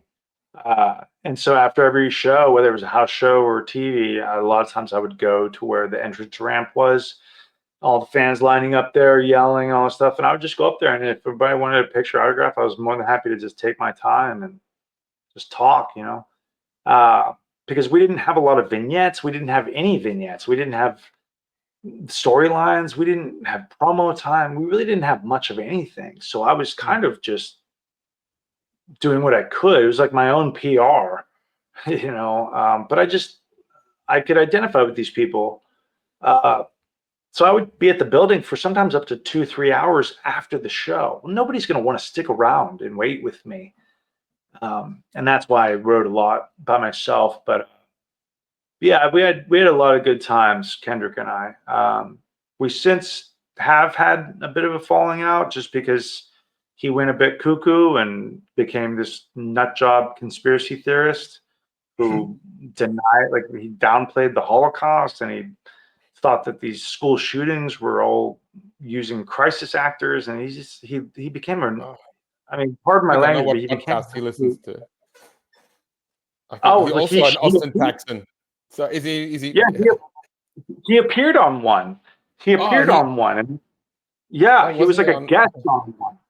And then he was, and this came up during the pandemic, maybe early 2022.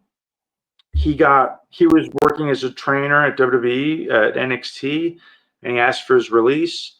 And then the next day they put him on like AEW TV right away. And then all this conspiracy shit came out that he had said, and they fired him. They like hired him and fired him like within 24 hours, which I thought was hilarious looking back on it. But at the time I was furious because he was saying all these things that were just detestable.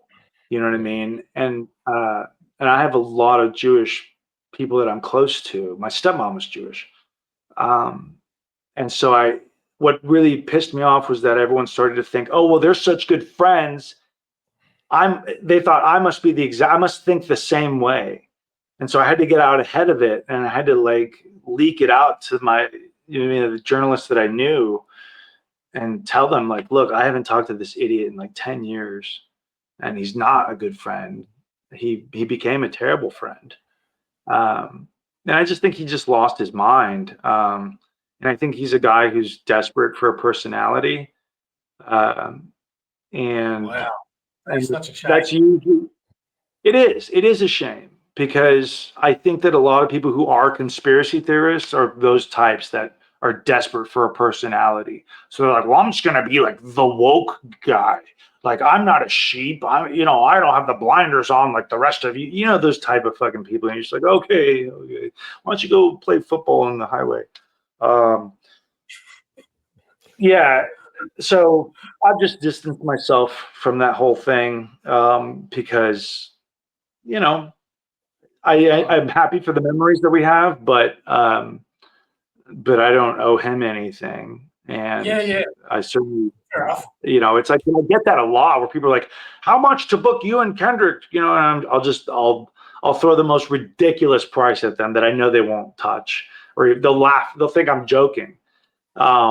Because that's the only way that I would ever team with him again, is like through a fortune. You know what I mean? And without getting too much onto it, there was I was going back and forth to Melbourne for a company that I was helping book called Outback Championship Wrestling. And I was working with the owner of that company, and we're still friends.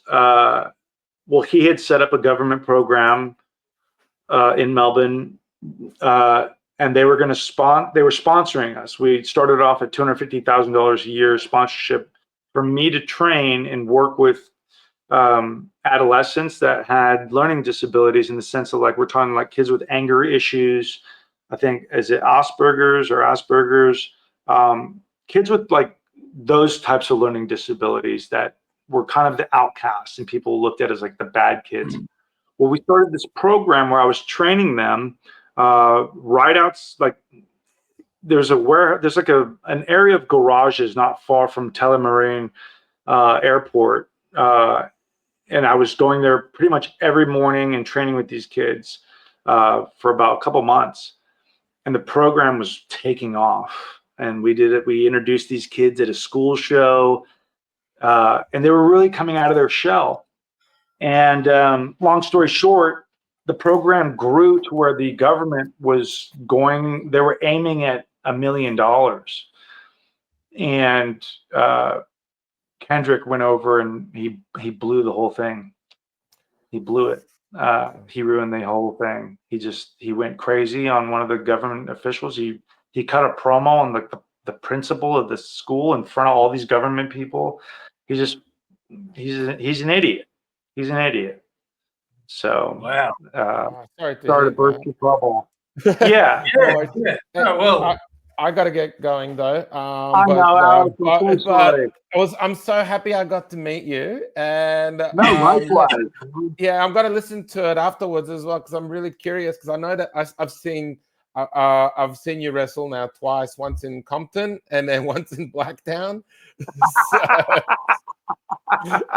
Well, I was the going to say, Compton one was rough, but it was fun. I had a lot of fun. It was actually one of my highlights when I went to LA last time.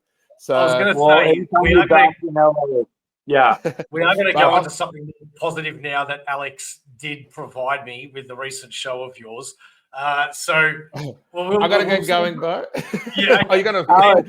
It's so great to see you, Paul. And Pleasure, thank you. I'll hit you up when I'm in LA, and we'll do more podcasts as well because I definitely want to talk to Paul again. Not Paul, sorry, you, Paul. John. I'm gonna go to John because he's the other guy as well. So I'll be talking about you on that one. Okay. No, enjoy your evening, brother. Hit me up anytime. Thanks, Alex. Talk to you guys later. Cheers. See ya. So, Paul, I always knew you as the high flying risk taker. That's why I was always so attracted to your form of wrestling and you as a character. But Alex showed me something that I was unaware of. And according to your wiki page, there's a few things I'm unaware of when it comes to what you've done in your career, and I mean that in a good way. Don't get me wrong. No, I like surprising people. But one of them was this clip.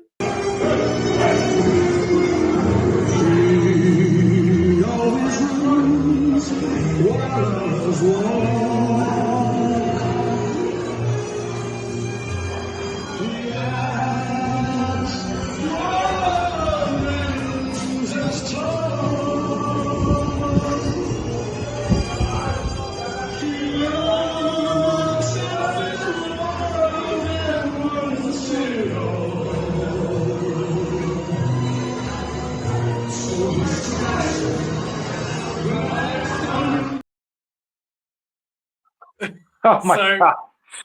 That was the worst microphone.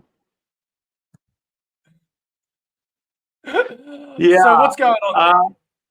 I love Tom Jones. I love singing. I love Elvis. I love like big show tunes. I think, going back to what I was talking about, when you leave a corporate wrestling setting, see, when you're working for like the big corporations in wrestling, very much like corporations in anything, they're going to have everything's going to be about money. So there's more restrictions on what you can't do because they don't want to lose money. So when you leave that environment, you're kind of you have a blank canvas to do whatever you want. And I've always been a big fan of these kind of showy singers types, and it actually started before the pandemic. I was singing. I just thought this would be fun. Like, why not? I'll sing my entrance because I very much I believe in a heel and I believe in a face. I think without conflict, there's no story. So I figured, well, this will let the people determine whether they like me or not right off the bat, and then I'll just go with that direction. People seem to really, really take to it. And the first song that I really started singing initially was the title song to the movie Never Too Young to Die. Yeah, okay. Which is a classic, ridiculous 80s movie starring John Stamos and Gene Simmons as an evil hermaphrodite trying to poison the water. And there's a post Nightmare on Elm Street 1, but pre Nightmare on Elm Street 2, Robert Englund in there.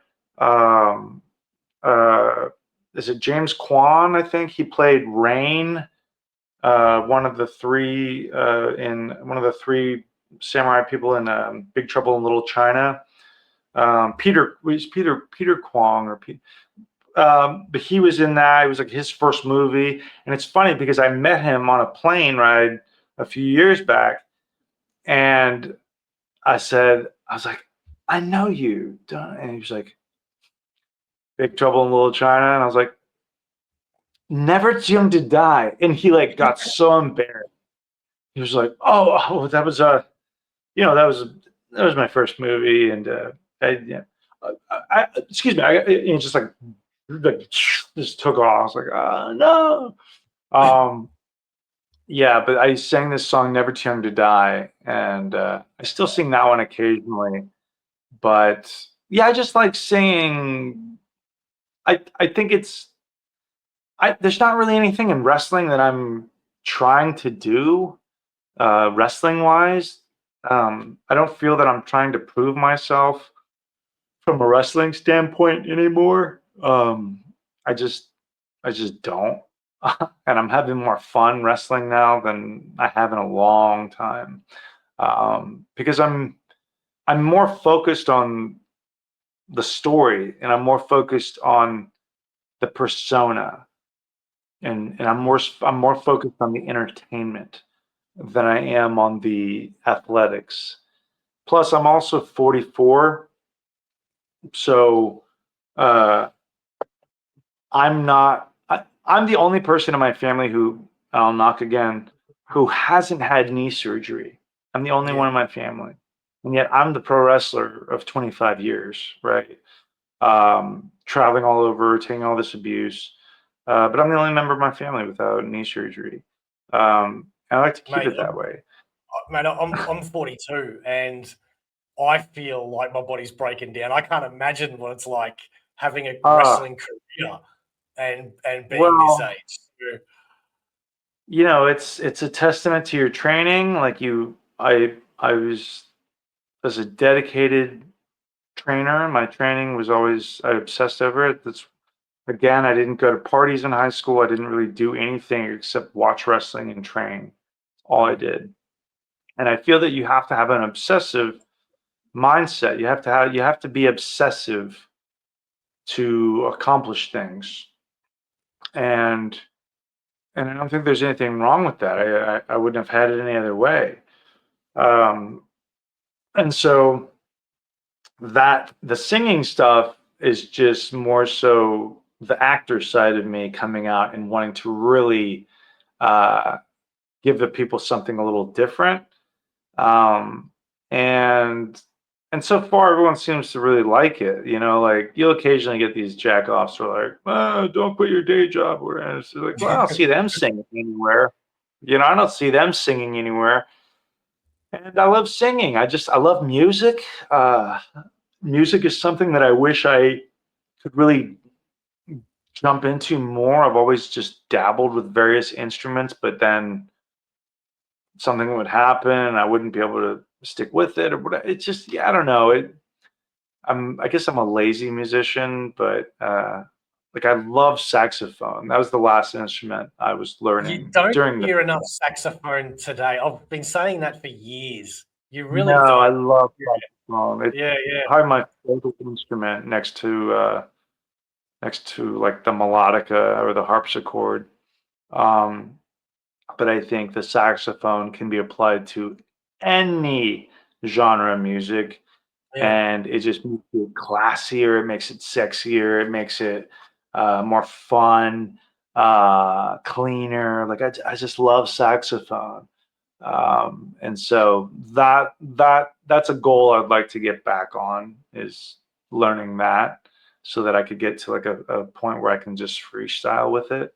Because I was getting close, but yeah, I just love saxophone. I grew up on like Miami Vice, you know what I mean, and Glenn Fry, and obviously, like Pink Floyd was a big influence. My father was very instrumental in my musical upbringing. Sounds like my father too. Yeah, I love it. That. I love it. And so I think when you combine music and wrestling and showmanship and I'm an entertainer, you know, like I don't know that I'm a very good one, but sometimes I am and sometimes I'm not, but I still have fun doing it. And it's still such a privilege to be able to do it. You know, it's a privilege anytime anybody wants to come see you or pay a ticket to come see you. I mean, there's no better feeling than being loved, I guess. You know, I think that's kind of like the universal objective of mankind, um, is acceptance. But I don't know. To me, I just love entertaining people. I love telling Yeah. stories. I love making people laugh. I think that's one of the Yeah. reasons I started the YouTube channel, because I always felt the same sort of need to be out there and be entertaining, but I kind of missed the boat, and I never. I did acting when I was young, and I never really did anything with it. I was in bands when I was young, never really did anything with it. The next thing you know, you're turning 40, and you're like, I'm missing something, you know, and it's kind of too late to start anything. And here I am. But that leads me into. It's never too late. Hold on. Let me just say, it's never too late. It's never, ever too late to tell yourself a new story. It's not. It's never too late to tell yourself a new story, man. It's really not. It's really not. It's hard. It's very difficult, but it's never too late. I mean, look at Lance Henriksen. He started his acting career like when he was well into his late 30s or 40. You know what I mean? Like you look at all these great actors that didn't really take off until later, you know, or these musicians or however. So just don't put that box around yourself. You know, you've got enough empty boxes behind you. You don't need to add another. I wish we did this interview just a week ago, because all of this was packed, my friend. I'm telling you. Was it figures or books? No, it's books. Yeah, the whole thing is just Marvel. Oh my God. Comics. Yeah, and it's like so you're moving out of the library. Oh wow! Oh my God, dude, that's like. Have you ever seen Guillermo del Toro's famous library? No, I haven't actually. Yeah, the director. Yeah. If you look it up online, you'll see there's pictures of it. But yeah, Guillermo del Toro. Doug Jones told me about it. Actually, he's raved about it, and so I looked it up, and you'll catch glimpses of it. But it's his library in his house, like his private library, right? Yeah, It's just fucking rad. Yeah, well, I'm moving house this weekend, and I wasn't going to push this to another week because then I'd have to set it all up and blah blah blah. No, it's a pain in the ass. So I do want to ask you, I guess, sort of two questions that roll into one. One, how do you feel about the current product that is out there in the mainstream, WWE, AEW, TNA, and all of that? And the second question to sort of lead into that is, would you ever go back to those mainstream ones if you're having more fun now as opposed to being so regimented going back over there? The only reason I'll answer those in reverse. The only reason I would ever entertain the idea of going back to a company that, like a corporate structured company or whatever, would just be money. And that's probably one of the worst reasons, you know? So in terms of, it would just be money. And you know, like I think AEW is unwatchable. I think it's one of the worst products I've ever seen. I think it's one of my favorite comedy shows. Like I love watching it for laughs because it's so bad. It's so bad. Like nothing makes sense. You can't tell who's heel, who's face. It's one week, then they change next week. Nobody sells anything. None of the moves matter. None of the moves hurt. You feel like an idiot watching this shit because I'll just put it this way. AEW is like watching AEW is like unintentional Monty Python, in the sense that if you watch AEW in particular, it's nothing but the Knight who's like, it's just a flesh wound, and he's bouncing on like one leg. That's AEW in a nutshell. That one scene, that character from Holy Grail, that's AEW, and it's ridiculous.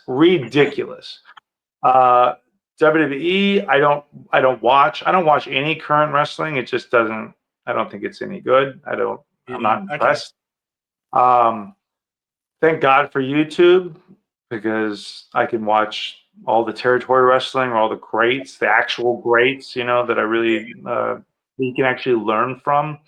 There's nothing you can really. The only thing you can learn from watching modern day wrestling now is what not to do. You have to understand what that is to identify it as something you probably shouldn't do, right? I mean, we probably shouldn't start our match off with dueling super kicks, and then double nip up and then square off. It's like, okay, well, how about we start a fist fight, and we'll stick a gun in each other's mouths and pull the trigger again and again and again and again until one. And it's like, what is this? This is stupid. It's so stupid. It makes me angry. It makes me so angry. Yeah. And with WWE, it's completely overproduced. I mean, especially now, from the glimpses I've caught, because I know that now that they're owned by whatever the hell company that owns them, and UFC, and it's like they have all these ESPN people working there now, and the whole thing looks like like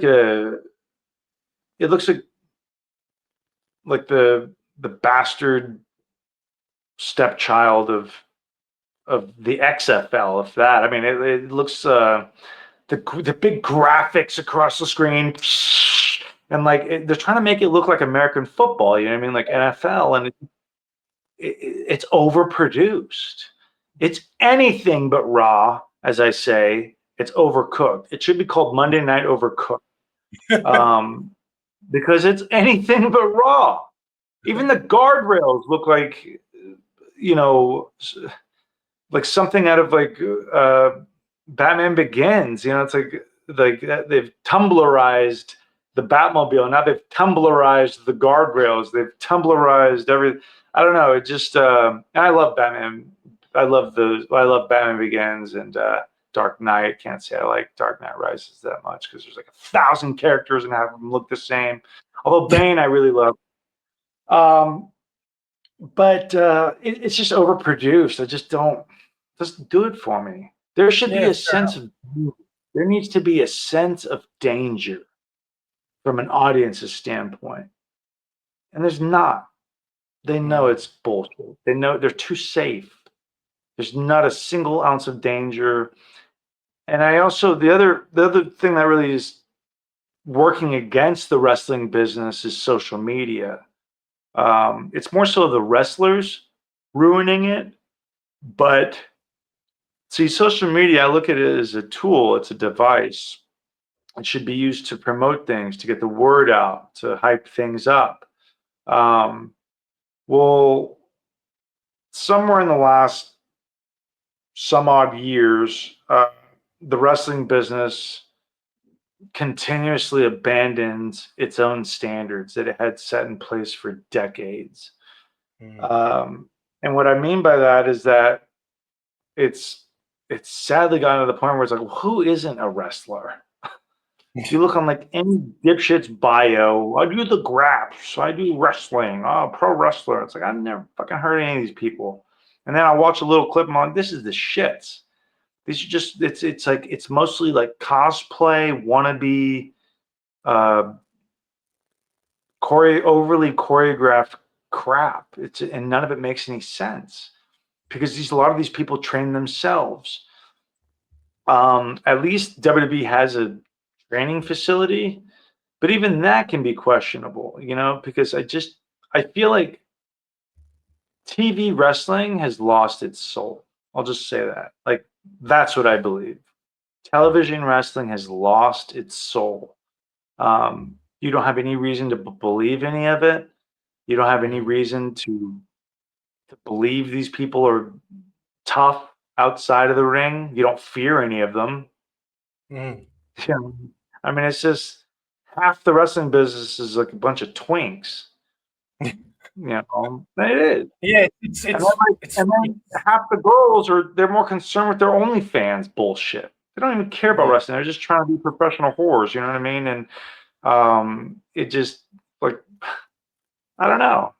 Good luck, I guess. People will see your pussy when you're a grandmother when you're 70. And they'll be able to look up your old pussy pics from when you were doing the grap. And it's just like, go fuck yourself. I can't stand that shit. Anybody who wants to get into wrestling for the right reasons, I'm more than happy to give them whatever time and help that I can. It's like this movie, North Shore, this old 80s surf movie called North Shore.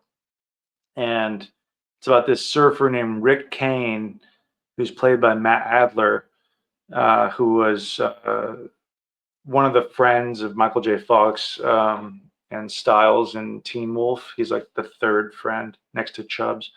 But Matt Adler, he's an artist and he's a surfer, but he lives in Arizona. And his dream is to go to Hawaii and do big wave surfing. So he has an art scholarship and he ignores it and goes to Hawaii. He takes his money he goes to Hawaii to learn big wave surfing against the advice of his family, against the advice of everybody. And he admires all these surfers he sees on MTV and in the magazines. And a really young Laird Hamilton is like the villain in this movie. He plays like the big hot shot surfer. And I want to say, is it Gregory Harrison? I think he plays this old surfer named Chandler. And so this guy, Rick Kane, he comes from the mainland and none of the locals will touch him. They don't want to be anywhere near him because he's a haole. He's a kook. He's a mainlander. They're like, go back to the mainland. And they make fun of him. And he just wants to belong, right? And so then he meets this guy named Turtle, who's like a local, who's kind of wacky, and he introduces him to Chandler, who's like the guy, and he teaches him about soul surfing, and he makes him learn on like all these different boards, and he has to kind of earn his way to like learning how to truly be a surfer, right? And he admonishes and talks down on like surfing for magazines and for money and all that crap. And he's like, that's not what surfing's about. It's about what's in here. And I've always tried to look at myself in a similar way because it wasn't money or magazines or any of that allure that drew me in. It was, I wanted to be able to make other people feel the way that these wrestlers I admired made me feel. I thought, wow, that's like a powerful magic, right? If you can make people feel as great as they're making me feel, like I'm upset. Like if I could have that effect on somebody else, then I succeeded in this career. It was never about how much money could I make or what championships I could make or any of that stuff. My one and only goal was just, I'll show you that I can make it. And to me, that was getting to the big dance. Everybody said I couldn't, or that I was too small, or I was going to get hurt, or they thought I was gay, or they thought like this, or dude, I heard everything. You name it, I heard it. But with every one of those, I'm so grateful for that, because all of that just became coal that I just kept shoveling into this furnace, and the fire just went out of control. It went out of control. It had to. That was the only way it was going to work for me, because I wasn't a second generation wrestler. I didn't have any family connections. I didn't even have any friendly the wrestling business used to be extremely cliquish. It was closed door. You either had to know somebody to vouch for you, you had to know somebody, you had to have a family member, you had to have a foot in the door already. But it was closed to outsiders. And they sure as hell weren't hopping on social media after every match and be like, oh, thank you, love you. Oh, thanks for taking care of me out there. You're the best. You're so safe. It's like, what the fuck are you doing? You fucking idiots.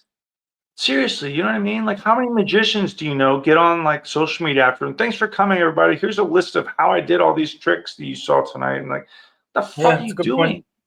You're fucking idiots. But they do that because they're so insecure, and likes and memberships and subscriptions, that's the new currency apparently. Not respect from your veterans or the people that came before you. That was always my currency, was can I earn their respect?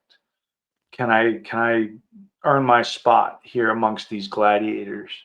That was what I was going after, right? Not how many nameless, faceless people on social media who I'll never meet, and half of them are probably fucking robots. How many of them can I get to like me? Oh my God, I want my numbers to go up in my memberships, and I have so many followers. This is like, go fuck yourself. That shit sucks. And it slowly has killed the business, and it's taken the soul out of it. Because I run an academy back in California, and I specifically named it the Kayfabe Academy. And for a lot of people who don't know what kayfabe is, it's a play on words for keep it, basically like you're hiding it. It's not play fake. It's like you're keeping it under wraps. Basically, if you and I are talking about our match, and there's an outsider nearby, kayfabe, and that's like just keep it secretive, right? That's all it is. Keep it a secret. And a lot of that stems from.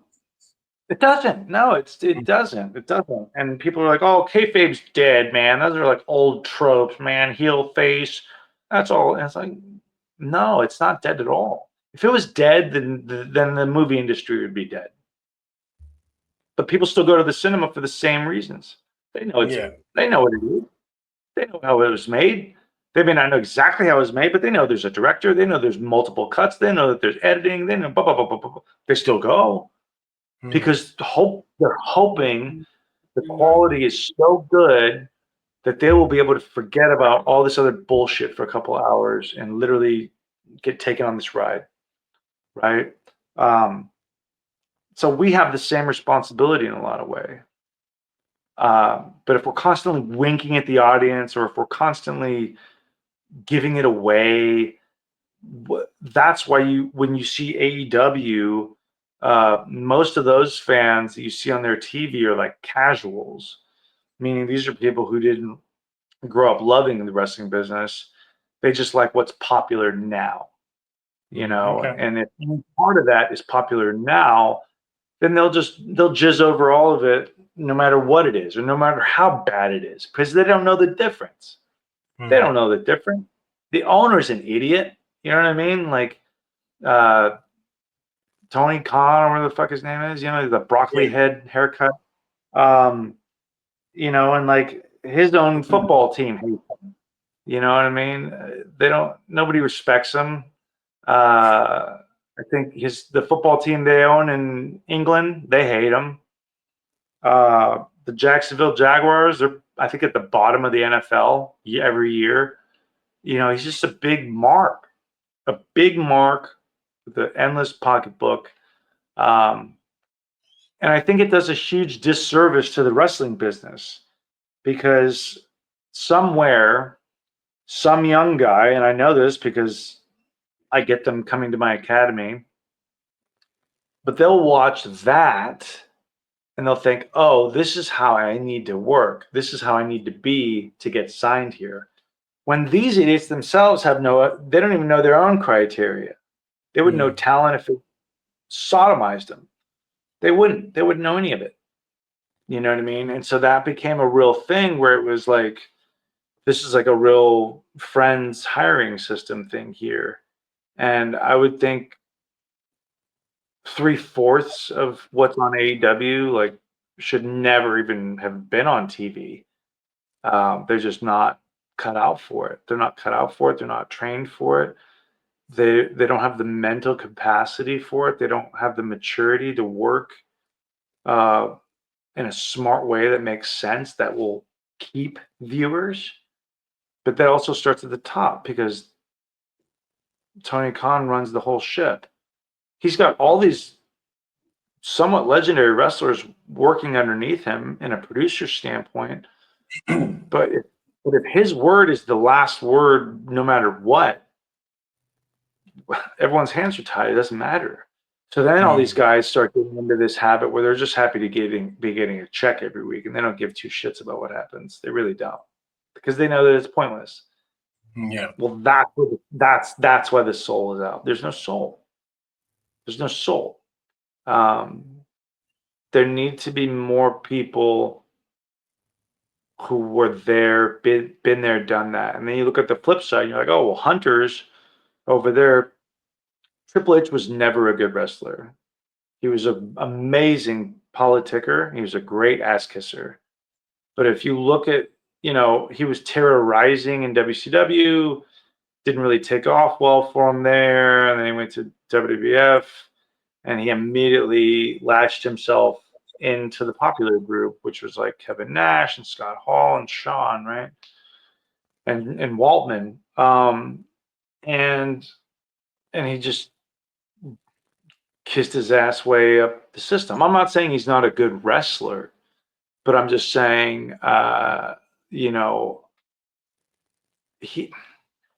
obviously a very good wrestler, but it never does anything for me, because I see a guy who's really just a jacked up bodybuilder, and all the stuff that he does, none of it's really original, whether it's flying out of the ring on the outside or doing this or that. I mean, he's done extremely well for himself, don't get me wrong, and he's obviously a legend, even if I don't particularly think so. But I think just in knowing him and how I do, I would like to think that he's changed for the better, but I still think that he's ultimately, at his core, I think he's a piece of shit. And no, I do, and I think he's a coward, and I think that he knows it, and I think that's why he really hides behind a lot of things. I mean, I've seen him. We had a production meeting one time, and I remember Van Dam, who's a buddy of mine, showed up like last. He was like late coming into the room, wherever we were in this building, and sorry, whatever. He said something, and then Hunter made some off comment that was like a weed joke. Yeah. And nobody laughed except Hunter. Like, Hunter's the guy that laughs at his own jokes. At least he was back then. Yeah, I see that. And I can see it. yeah, and so then I remember Rob like just going quiet the rest of the meeting, kind of looking at him, and just Rob's also a huge mark for himself, but he's more of a human being than Hunter will ever be. But I remember after that meeting, being right there, and Rob went right up to me. He's like, "Hey, Paul, are we friends, Paul? Can you make jokes like that? Are we cool? We can make friends like you. We're friends, huh? You want to go outside, Paul? You want to talk like friends outside? You want to maybe?" He was like, "Oh, no." Like, he just shrunk. He was like, "No, Rob, I got no problem with you. Oh, I like you. We're friends." And it was hilarious. Hilarious, right? Fast forward to, at some point, Cade and Murdoch were the tag champs on Raw. That day, Brian and we were actually riding together on this day, and we got to the building together, and never had Hunter ever been there waiting for us. We're like, "What the fuck is this?" We got up there, and we thought I don't know what the hell, we didn't know what to think, but he immediately started kind of pleading with us, explaining. He was like, "Hey, we're going to be doing a thing tonight. But I just wanted you guys to know, hear it from me. So it wasn't my idea. It wasn't my fault. It wasn't, I didn't come up with it. It was Kevin Dunn's idea, but I just don't want you guys to think that this was my idea, because it wasn't. It wasn't my idea." And we're like, "Okay, so it was your fucking idea is what you're saying, dumbass." Yeah. Like, that's how much he was like trying to defend himself without even telling us what he was talking about, right? And that's when later on Raw, he had a handicap match against Caden Murdoch. They're the Raw tag champs. Well, he beats him by himself, 2-on-1. There goes the tag division. Umaga runs down, 3-on-1. Guess who makes the save? We do. Guess who gets pedigreed as a thank you from this dumb cocksucker? We do, right? So that was like my spiritual nail in the coffin, where I was like, I don't give two flying fucks what happens to my career here anymore. I'm out. Like, I was checked out on that day. And that's the one regret, or that's one of the glaring regrets, if I have any there, which, you know, it's always fun to play around with the regrets. You're like, nah, if I would have done this differently, fuck, right? But that's one in particular, is that I would have been like, oh yeah, okay, and then you'll boot us, and you'll boot Brian and pedigree him, and then I'll come around and you'll do the same to me. Okay, yeah, it sounds good, Hunter. And then, like, I would have just taken him down. That's my one regret, is that I didn't double leg him and just start pummeling him. I know I would have been fired. I would have gotten beat up. I don't give a fuck. But that would have cemented something special for me in my career. And my asking price would have gone through the roof when I got fired, you know what I mean? So because he's another pussy. Like, dude's another coward who can't fight. You know, he hurts himself getting into the ring, for crying out loud, because all the juice he's on, you know what I mean? So he's just another juice head who is just a glorified bodybuilder at the end of the day. Like, I loved my time. I loved, like, the Triple H my time. I liked that small fraction of his career at the time. But mind you, this is also long before I ever met him. And I never posed a threat to this asshole. I wasn't a blip on his ass in terms of the social structure in that company. But he never, and I would ask him a lot of times also, so when do we get to wrestle? You and me. When do we get to have a match? He was like, oh, it's not up to me. I don't book. It's not up to me. I was like, oh, fuck off. It's not up to you. You're only married into the family, you dumb fuck. Like, that's what angered me the most about working there, was just that they would treat you with such disrespect. They would lie to your face, and they couldn't just be men. They couldn't just be men and say, no, I don't think you're good. I don't think you're on my level. Or I don't think you would draw money. Just tell me to my fucking face what you think. But don't tell me it's not up to you. Because everybody knows you have a hand in this shit. You know what I mean? So that's my big bone of contention with Paul Levesque.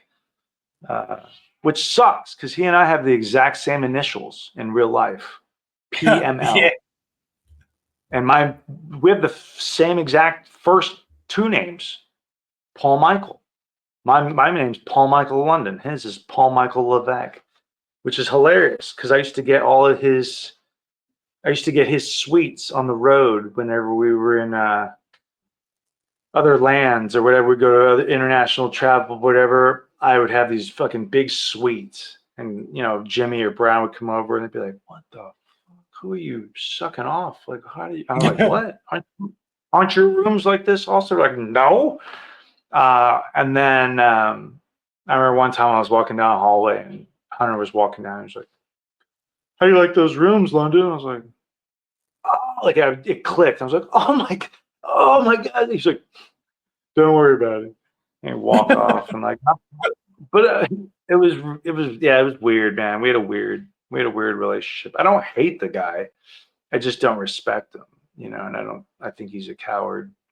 And a pussy. He's not a fighter. Yeah.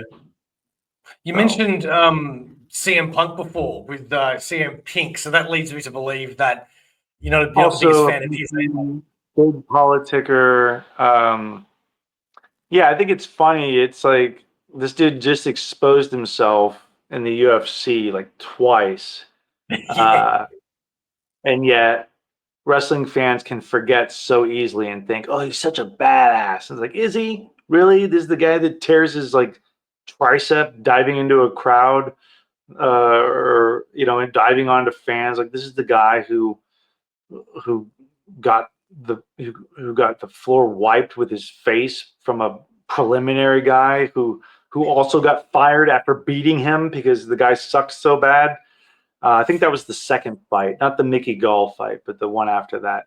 And not to mention, this guy's just a bitch. He's just a politicker. He is another one of those guys that's like his own biggest fan. If his dick wasn't like 2 inches long, he'd probably try and suck it himself. And he's just a pussy, you know, he's just a coward, man. Like he's just a fucking pussy. That's it.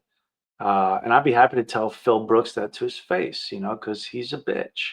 And I've seen him pull Carlito's hair when Carlito was like hanging out with Maria when Maria and Philip were dating, and everybody knew there was something going on there. And so all the guys were like, we were on this charter flight, and all these guys were trying to egg him on because that's what all these older guys would do. They just want to see guys beat each other up and fight.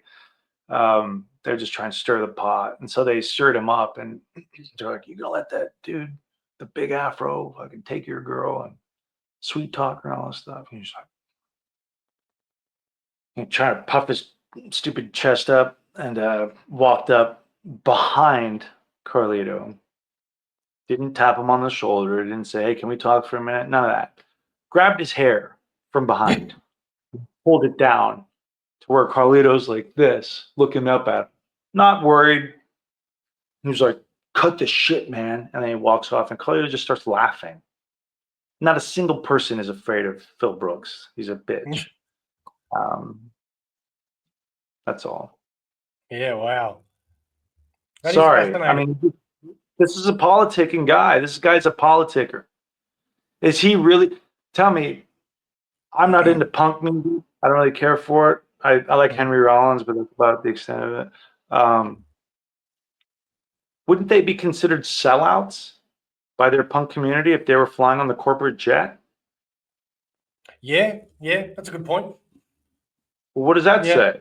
Wouldn't they be Yeah. considered sellouts if they were living, you know, making millions of dollars and kissing ass and cozying up to the higher ups in corporate? Wouldn't they be considered sellouts? I never considered the punk in his name to have anything to do with the music. In fact, I never even analyzed it. That was just the name that he gave himself. Well, I caught wind through the diva circle because when I was dating one of them, she was friends with Maria, and she told me that the CM to him CM stands for chick magnet. That's what he. Yeah, so that's pretty laughable. Yeah, right. But also going back on the punk thing is like, I'm not against anybody who wants to be straight edge. That's great. Good for him. But it kind of seems like the punk movement, and I don't know, you can correct me, I don't know, but it's like that stemmed out of a rebellion from maybe the 50s. Parents wanting everyone to be clean cut and all this stuff, and it kind of like turned into this thing, like a rebellion, right? Well, now it's like, well, if you're straight edge, you're not really rebelling. You're actually going back and doing exactly what your folks wanted you to do in the first place, right? So you're not really that much of a rebel. You know what I mean? But enough about that. Let's wrap this up on a positive note. Yeah. I really don't care. I'm not trying to get a job with any of these people. I really don't care. You know, and No, I people have heard me appreciate say a lot of these things before. Oh, that was another thing, was that I asked UFC. We used to follow each other, even though I don't really care about MMA. I think it's boring. But UFC, like, we used to follow each other on social media, and this was before the Mickey Gall fight. And I sent the UFC Twitter account a direct message. I slipped into the UFC DMs and I said, "Hey, if you guys need someone to warm up CM Pink before his match, I'd be happy to." And they sent me a thumbs up and kind of a laughing emoji. They might have been laughing at me, but I thought it was funny that they responded. And then I called him CM Pink, and they didn't, you know, they knew this guy was just a cash grab, right? So, anyways. Yeah, no, that's true. I appreciate your candidacy. Is that a word? And honesty. Who's okay? Yeah. You said let's end this on a positive note. Well, first of all, I want you to know that you gave all of us a description before about what you would feel is your contribution to the wrestling world and what would make you feel good about making other people feel good. And as far as I'm concerned, you succeeded in that because, you know, we're very close to the same age. You're a couple of years older, but when I was watching wrestling, you know, obviously when you're young, I think you naturally like the giant big men. It's just what kids like. I think we like those large than life. Yeah, it's the Yeah, Coliseum. yeah. But after you stop admiring the Ultimate Warriors and the Hulk Hogan's and all of that, I really did admire the smaller, slenderer people because it reminded me more of myself. And being such a big wrestling fan, you know, I would have given my left leg to be a wrestler, you know, to have a career in that. I could have said the same about being an actor, being a musician, being a comic book writer. You know, they're all my passions. Never too late. Yeah, yeah. My point, I guess, that I'm trying to say is that without people like yourself that are very, very relatable, at least this is just my opinion, the wrestling industry would be too over the top all the time.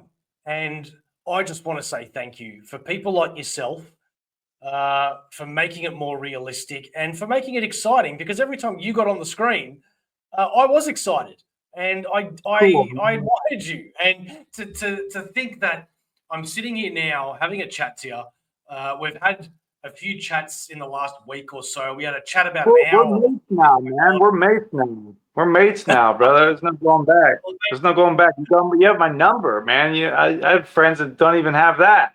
So, you know. Well, thank you very much. No, I really thank you. Very kind of you to say that. I appreciate you a lot. Hang out for a bit.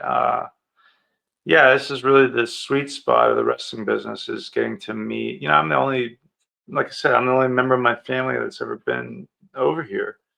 And That's props a for big saying honor. Melbourne. Props for saying Melbourne like an Australian. Oh yeah, Brizzy. I say Brisbane. It's always Melbourne. I know. I cringe when I hear that. It's just like, dude. Like I said, I've been to Nimbin, so if that doesn't initiate me as an adopted, you have? Yeah. Hell yeah. Yeah. Hell yeah. Let's just say it's a very relaxing place. Very relaxing place, man. I really enjoyed it. Are you familiar? And I'll kind of leave you with this one thing. Are you familiar with the Richard Stanley documentary about Island of Dr. Moreau? No, but I'm a big fan of The Island of Dr. Moreau. I've got multiple books on it and the movie, but Yeah. no, I don't know this one. No. Please, I'll find the trailer and I'll zip it to you. But it's basically it's like the Brando Kilmer Dr. Moreau that they shot over there in Queensland, or they shot up in Queensland. And Richard Stanley, he's a very unique director. He did like Hardware, which was a crazy movie, and something else I'm blanking on. But basically hired and fired within a couple of weeks. But like, I don't want to ruin any of it, but like, dude, this documentary is insane. I'll send it to you, but it's hilarious. And whenever I think of like Queensland, I think of that because that's where they shot, I think, all of it. I love that movie. Yeah, it's crazy. It's crazy. Wait till you see this documentary. It'll blow your mind. Okay. Yeah, I absolutely just love Australia, man. I need to come over here during the winter time. I've done that a few times and I really enjoyed it. Are you a summer guy or a winter guy generally? I'd rather freeze to death than burn up in a fire. You know, it's easier to put layers on than to take them off. You only have like until you can get naked, and then you're like, I'm burned. I love the heat. You love the heat? Yeah. Yeah, well, come to Texas. Come to Texas, and I'll introduce you to some rattlesnakes and scorpions and all sorts of buzzards. Fun. Yeah, no, it is. I love barbecue, cactus. Yeah, okay. Well, I guess the last question I want to ask you, it's what I ask all of our guests when they come onto AussieVerse. So I hope you get this right because you randomly sent me a video the other day where you did. So let's see how good your memory is. Mr. Paul London, if I said to you, what is AussieVerse? What would your answer be, sir? AussieVerse is now. I don't know. I said it in the video. It was AussieVerse for life. For life. It is AussieVerse for life. Man, are you kidding me? I'm practically more Australian at this point than I'm American. Yeah. Although I'm working on the accent. Well, you know who one of the coolest Australians I've ever met is David Lyons, the actor. Very cool guy. We actually share a birthday, but I met him on the set of this show called Revolution. Mm-hmm. And underrated actor. He was in this canceled series, this failed superhero show called The Cape. He was like the main. He was the Cape. Yeah. Okay. I did see that. Yeah. That's that. I think he's from Melbourne. Right. But David Lyons. He was in a Jennifer Lopez something. He was in some other stuff. Can't remember. But anyways, I love Aussies, man. I love being so much more gluten-free stuff here too. And the food's so much cleaner. Like I said, that McDonald's was like one of the best McDonald's I've ever had in my life. It really was. I mean, I feel pretty damn good. I might go back for a second. You know, especially now that I have my. You want to show the world what you bought?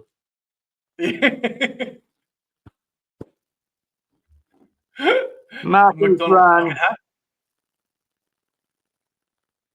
So cool. Got all the favorites on there. Although I don't think I see the Fry Guys on there. Oh wait, maybe not. I spoke too soon. Ronald isn't even on here. I'm gonna take this shit back, man. What? Come on. Bo, thank you so much, man. What a good time. I look forward to part 2. I'm already inviting myself on for another one. Well, yeah, man. Absolutely. Because I have got so much more to ask you. I can't believe we've spoken for this long and I haven't even gotten to all of that. So thank you so much. I tried to warn you. I tried to warn you. I'm long-winded. I'm sorry. You have nothing to apologize for whatsoever. This has honestly been the highlight of my YouTube career. So thank you so very much, man. It's been it's been just No, man, all good, brother. You don't have to say it. Pleasure's all on this side of the table. We are Michael Bolton fans. I am a Michael Bolton.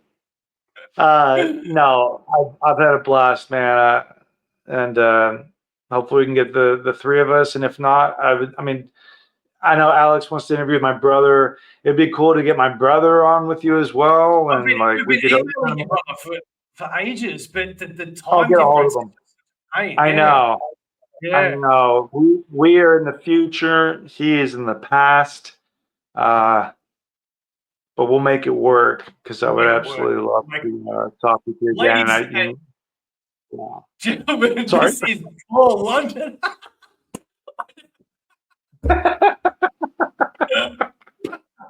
Hey, I'm trying to do you a favor. I know that you need to go do some stuff and get some sleep. I'm happy to talk for 5 hours.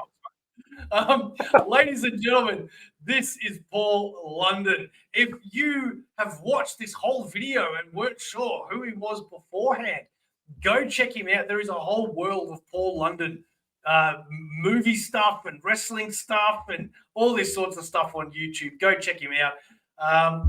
And this Thursday, this Saturday, if you're in the greater Perth area, I'll be wrestling for Southern Territories Wrestling this Saturday. I want to say it's in Northam, and Northam. I'm still trying to learn some of those pronunciations. And then I have a seminar tomorrow. I want to say EPW at the EPW school. So for those of you in Perth, it'll probably be too late by the time you see this, but this is going up Friday. This is going up Friday. Oh, perfect. So, okay, well then at least come out to the show. Come out to the show. Southern Territories. That's right. We're in Northam, Southern Territories Wrestling. And it's going to be a hoot, man. We're gonna have a blast. So, and I will have the comic book on hand, as I have quite a few copies, and they're not free, but they will be available. And you're going to take a detour to Melbourne, obviously, to come hang out with me. Absolutely. Do we have a book on the way? If we don't have a book on the way for you, I'll send you one. I just need your address, but I'll send it your way. Yeah, no, I've just backed the Kickstarter. No, then I'll send it to you. Yeah, I'll get one to you. All right, excellent. I'll get one to you. Oh, of course. Dude, okay. Thank you so much. Yeah, I hope everybody else has dug this. I know that wrestling content has been fairly new to AussieVerse. It has been something that I've wanted to do for a very, very long time.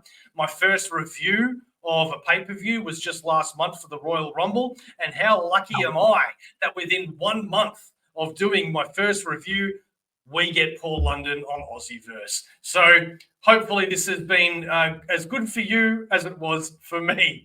We'll catch you next time. Well, we're looking at 2.5 hours. I said maybe an hour, and now we're almost 3 hours, right? So testament to you, man. I've had a blast, brother. I look forward to part 2. Thank you very much. I appreciate that. Thank we'll you, see you I next time. it.